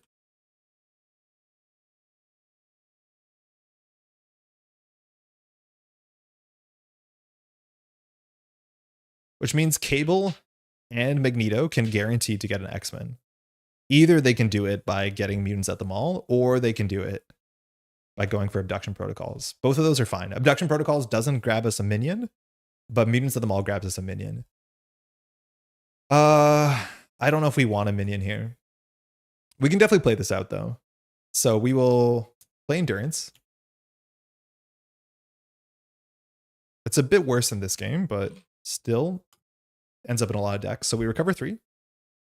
Or more accurately, we heal 3. That's 1 too many. Okay. We can X-Mansion ourselves, because none of these are mutants. So we do end up getting up on 5. That's fine. We can flip. In theory, we could draw a lot of cards. Like, we could taunt here. On average, we take 5 damage, which will defeat us, which, like, that's not good. But then we can't flip up again, so it's probably pretty bad. So that's not good. So I think we'll just clear one of these. I think we might go for Abduction Protocols because we don't care about this text. So Cable will thwart for 2. Magneto will thwart for 2. Magneto should be on 3 health, not 2. After the activation. And that will clear Mutant Abduction Protocols. Which this thing says, when defeated, put in the victory display. Oh, there's a Serve and Protect in the out of play area. I'm not sure why. Let me shuffle that into my deck. That does help us because it's not a card we want to draw early, but I found one set aside. I don't know why we removed it from the game. Weird.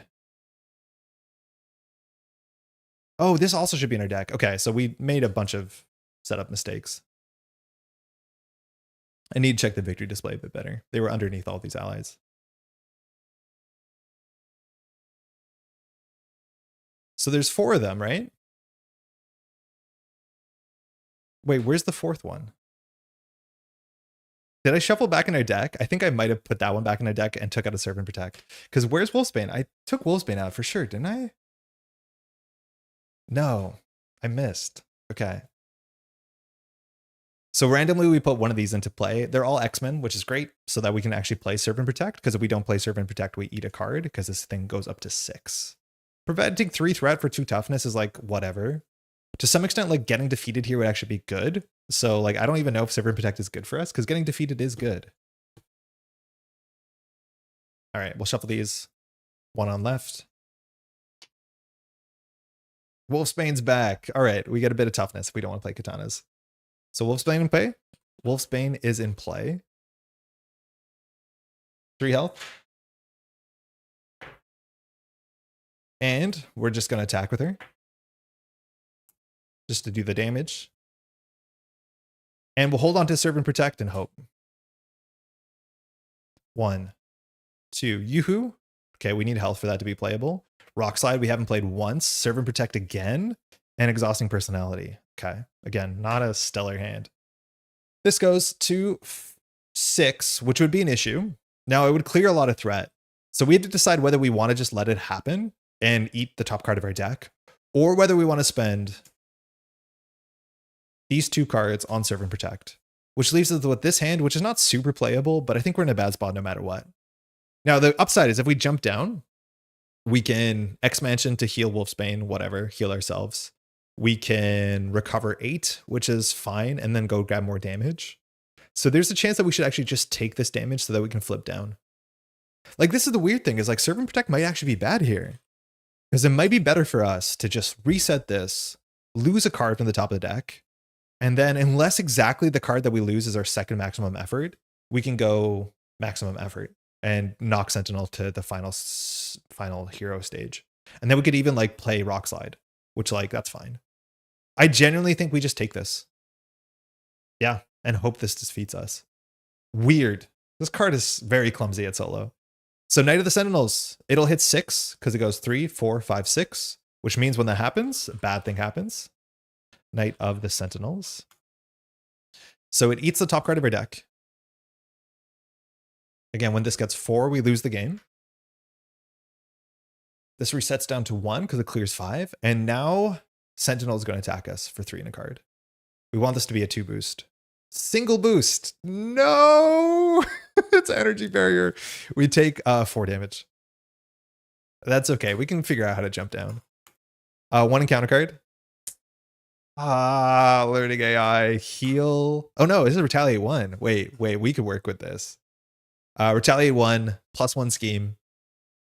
Spend 3 mental to get rid of this. Okay. I thought this was the heal 8 one. Yeah, we really wanted to get knocked out there, and we didn't, which is not good. So what can we do? We can Yoo-hoo to remove 1 threat that will knock us out. We can exhaust ourselves to draw 1 card. That's probably not the play. What do we do here? Man, this is awkward. Yeah, we need to be able to get down and then get back up. If we just hop down and chill, right? Like Knight of the Sentinel is going to advance 1 more time because Sentinel is going to scheme for 3. So we're going to lose another card, but then we're in striking distance from there. So maybe we just jump down and chill. Yeah, maybe we just jump down and chill.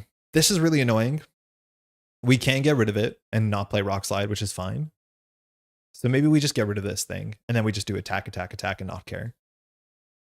I don't think we have to be pressured with Cable. Actually, we could do Cable, Deadpool into Mutants at the Mall, draw the thing, defeat it with Wolfsbane Magneto. That's also probably fine. And then we can do 2 damage. This is probably better. We should clear this. So I think we will while we can. So spend 3 mental to get rid of this. Okay, no retaliate. Cable will thwart for 2. We will thwart for 2. Cable's defeated. Quite consequential. And we'll clear Mutants at the Mall. When this is cleared, we flip it, and then we have to search the deck and discard pile for our Sentinel of choice and reveal it. We have targeted for elimination, which impacts that choice a bit, because now Sentinel Mark II has more text. So, oh, we actually could grab Sentinel Mark 6, which defeats us, which forces us down. So we could recover. Oh, but we're already exhausted. So not a thing we want to do. So I think we just go for the energy barrier one. These were super well shuffled, it seems. So we reveal Sentinel Mark 5. This is not the one I want. Okay, so they were well shuffled. I want Mark 3. Mark 4 is Guard Patrol 4 health. That is within reach. But I think with Wolfsbane, we should just try and do this while we can. So it's Mark 3. So 3 health. Toughness. When revealed, you grab the energy barrier and attach it to it. Energy barrier gives a +2 attack, and whenever it attacks, it gets toughness once again. So it takes 2 cards out of the deck, I guess, but it's just 3 health toughness, which we can deal with. It does take us a couple attacks, but we'll get there.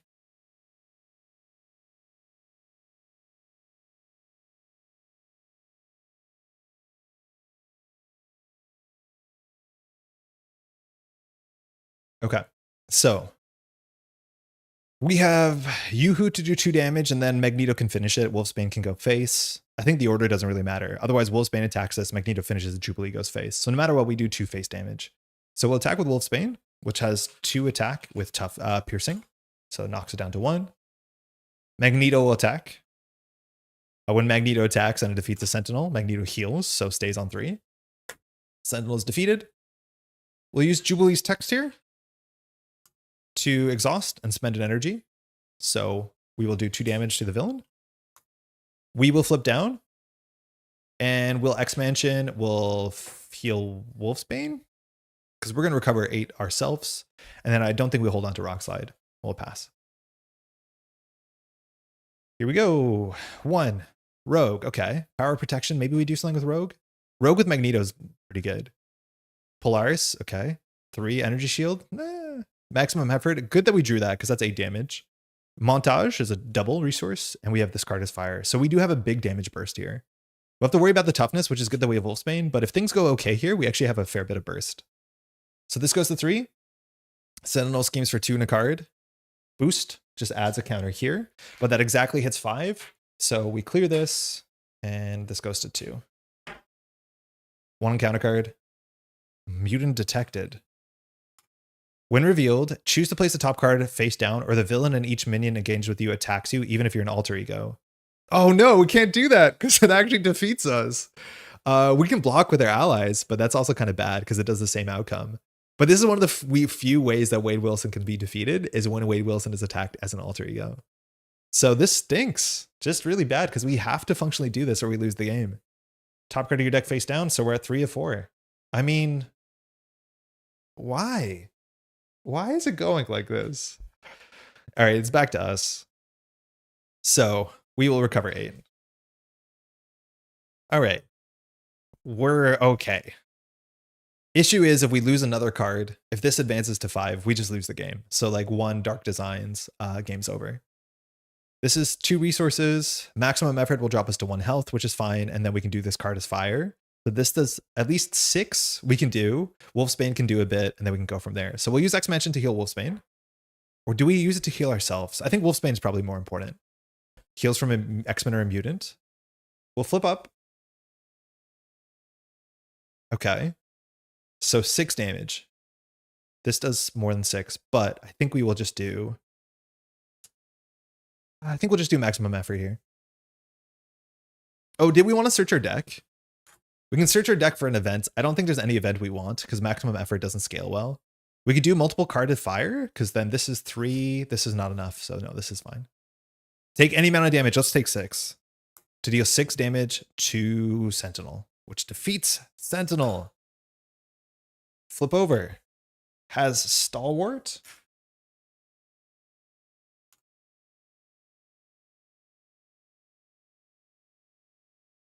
Toughness. 22 health. We grab an abduction protocol and a face down encounter card. So Abduction Protocol is the 4-threat one with a crisis icon that grabs us an ally. They follow us for the whole campaign, so sometimes you do just want to like ally max. I wonder if we actually wanted to take more damage. I think we do take more damage with maximum effort for no reason, besides it makes Card as Fire do more damage, and no matter what, we die to a single attack. So I think we're actually going to take more damage with maximum effort, just to hurt us. Like, genuinely to hurt us is more important, because Card as Fire just does more damage. That's really funny. Okay, we'll shuffle, cut. Wolfsbane will attack with 2 with piercing. Oh, did we throw out energy icons? No, we have one. That's fine. Magneto will attack for 3. We will play 1, 2, 3 for this Card as Fire. This is actually doing more damage because deal X damage to an enemy, X is the amount of the damage you have sustained. And technically we have 11 health, right? Because we've played Endurance. So that means we do 10 damage to the Sentinel. Down to 7. Okay. So I think we just play Energy Shield for some emergency safety if we get attacked one more time in Alter Ego maybe. And then we'll do Polaris with Jubilee to do 2 damage. So as long as we survive this turn, we'll be okay. Because we have to do 5 damage to the Sentinel. Should be okay. Draw. 1, 2, 3, 4, 5. Our hand has no damage, but on the table we have 3, 4, 5, 6, 7, 8, 9. So maybe we'll be fine here. I can't check what's in the deck because it tells you what this is. As soon as we use our Deadpool effect to check our deck, in theory, we should just expose what those cards are because we have full information. This goes to 2. Sentinel attacks for 3 in a card. We can't block with allies because we'll lose the game. So we'll just take it. 6 damage is a lot. That defeats us. This goes to 2. We flip down. 1 encounter card. It cannot be a Dark Designs. Sentinel Mark II. Okay, this gets Surge because 0 tolerance is in play. Otherwise, search for 0 tolerance. Okay. So at least we can ignore this, but it's now, this has to not be Dark Designs. Okay, hold on. It's another one. I don't have to pull it up. Also has Surge. Okay, so now this card has to not be Dark Designs. That's fine. No worries, save. I think we have it. So place 1 counter here. Discard an upgrade or a support. We'll get rid of Energy Shield. And we have Lethal here. I'm going to use our ability on Wade Wilson to check our deck whether we have a copy of, what's it called? This Card as Fire. So we'll throw out a taunt. We do. Nice. So in theory, we should know those 3 cards here. Just want to check none of these have guard. Yeah, none of these have guard. Okay, whatever. We'll heal Wolfsbane with expansion. What we do here is not super important. Yeah, so we'll just flip up. We will do this Card as Fire to do 11 damage. That's it. We did it. Okay, got through it. This Card as Fire, again, deal X damage, X is the amount of damage you sustained. We technically have fully 12 health, so we've taken 11. Did we do 10 last time? Hold on, we were 9 plus 3 is 12. We were at 1 health, so should have done 11. I think we missed the damage. Whatever. That's Sentinel. This is what I mean. Like, the deck is so consistent at doing like big damage bursts, like attack for 8, attack for 11, attack for 8, attack for 11, that you don't play with a lot of the hero kit. And because you're so consistent at getting it over and over again with your alter ego ability, most of the games feel the same.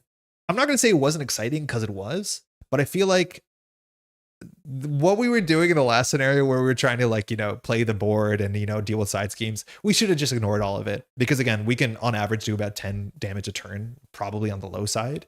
And that is really, really, really, really hard for villains to deal with unless they have very strong anti-blocking or anti-rushing technology. What 3 cards did we lose? Chimichanga Truck would have been okay. We could have played it that turn. Pretty sure we had enough damage on the table. We lost Face the Past, Power, and Children of the Atom, so that's fine. I don't know how many turns that was, but I feel like we only decked out once. Maybe we decked out twice. I think we only decked out once. So like very, very strong rush strat for sure. But yeah, we can do Sentinel. I think if we continued on, Master Mold would be a bit harder. Because Master Mold, in theory, all of the, I guess it's on the main scheme, not on Master Mold themselves. But with the main scheme, all of the minions have guard. And when the minions have guard, that's a fair bit harder for us. Because we're not very good at cleaning the table. I guess with Magneto, we're a bit better. If we got another ally, that would have been good. In theory, actually, before we should have defeated this, we should have done 1, 2, 3, 4 to do abduction protocols, so that we can get another ally into our deck. I think on average, another ally would help us. So let's just do that for the sake of the campaign. So 1, 2, 3. We'll do 1, 2, 3, 4, 5, 6. So we would have got Cannonball. Cannonball can attack really well into, oh, not you, but almost you. Cannonball's really good because he takes -1 consequential when defeating minions, which is exactly what our deck needs. So I'm glad that we got Cannonball for this campaign. Cool. I mean, that's Deadpool. It's really hard to make Deadpool do something that's more interesting or more consistent than just spamming card as fire and maximum effort. In theory, like, we didn't even play a Yoo-hoo because it doesn't matter if you can just like really push it. There's also a case that this is a solo problem. Like when you play multiplayer, your friends are gonna be upset about all the acceleration tokens, but then you just probably, it's a bit harder to full rush just because there's other issues going on. There's more likely minions, but the health numbers just go up higher. They scale in a way that makes it a bit less tenable, I would imagine. Yeah, weird. I mean, cool. That's Deadpool, I guess. What I will promise is that later on in the series, in a video or a live stream, we will check out the pool aspect and we'll play it in a non-Deadpool character, which is something I think less people have done. I obviously played a whole bunch of pool Deadpool, and those cards are neat. I think their downsides look scarier than they actually are, at least some of them. But there's some genuinely really cool pool cards that even, I would say, aren't that wacky, but they're just require a lot of really interesting interaction, and I appreciate the heck out of those. I think that's mostly it. What do we learn about the deck? I feel like Taunt is not bad. I actually would really like to play Taunt, but unfortunately this scenario, the thresholds are kind of a bit too mean for us. 2 mutant educations probably is right. I don't think we need 3, but more testing will tell us. Serve and Protect, I still don't think is good. If we had more allies, it'd be better. Children of the Atom, more allies, maybe that's worth it. I don't know if we play 3 or 2 Children of the Atoms just to get it more consistently. I could see it. Rockslide, never played it. But yeah, it just kind of goes against the rush fundamentals that we're trying to do. Yeah, I think we can make some small changes. I'm really glad that we did not play Perseverance. Is that what it's called? The one that gives you a toughness. Yeah, because I do think it is just anti-synergistic with the rest of the kit, but it seems so good on paper.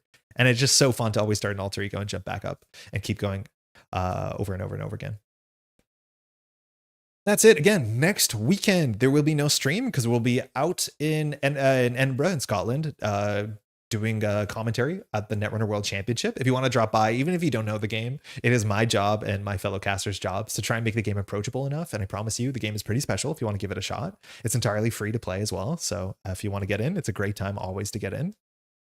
But then we'll be back. So we should be back next Sunday. One of these weekends coming up, I have family coming up. It's like the Halloween weekend, so that might be a softer week. So maybe we'll do a stream on like a Friday night or a Monday night. We'll figure something out, but we'll make up like a catch-up stream at some point. But I think that's mostly it. Thanks so much for hanging out. If you've been enjoying the stream, if you want to take a second, if you're watching this, if you want to leave a like on the video, as a newer channel, we don't really advertise anywhere. So the only way that people find this content is by getting recommended in the algorithm. So if you want to just hit a like, leave a nice comment, even if it's just like, thanks, bud. Honestly, it genuinely helps the channel. It's the most I can ask. And if you want to do that, super appreciated. I think that's mostly it. Take it easy. Thank you, SRN. You too. Enjoy the weekend. Happy Thanksgiving to those in Canada who are doing the Thanksgiving thing. It's not a big thing here in Quebec, but I came in from Ontario, so we do have that tradition follow us. And we'll see you in a couple weeks. Take care of yourselves. Ciao. I got some cooking to do now. Ooh, veg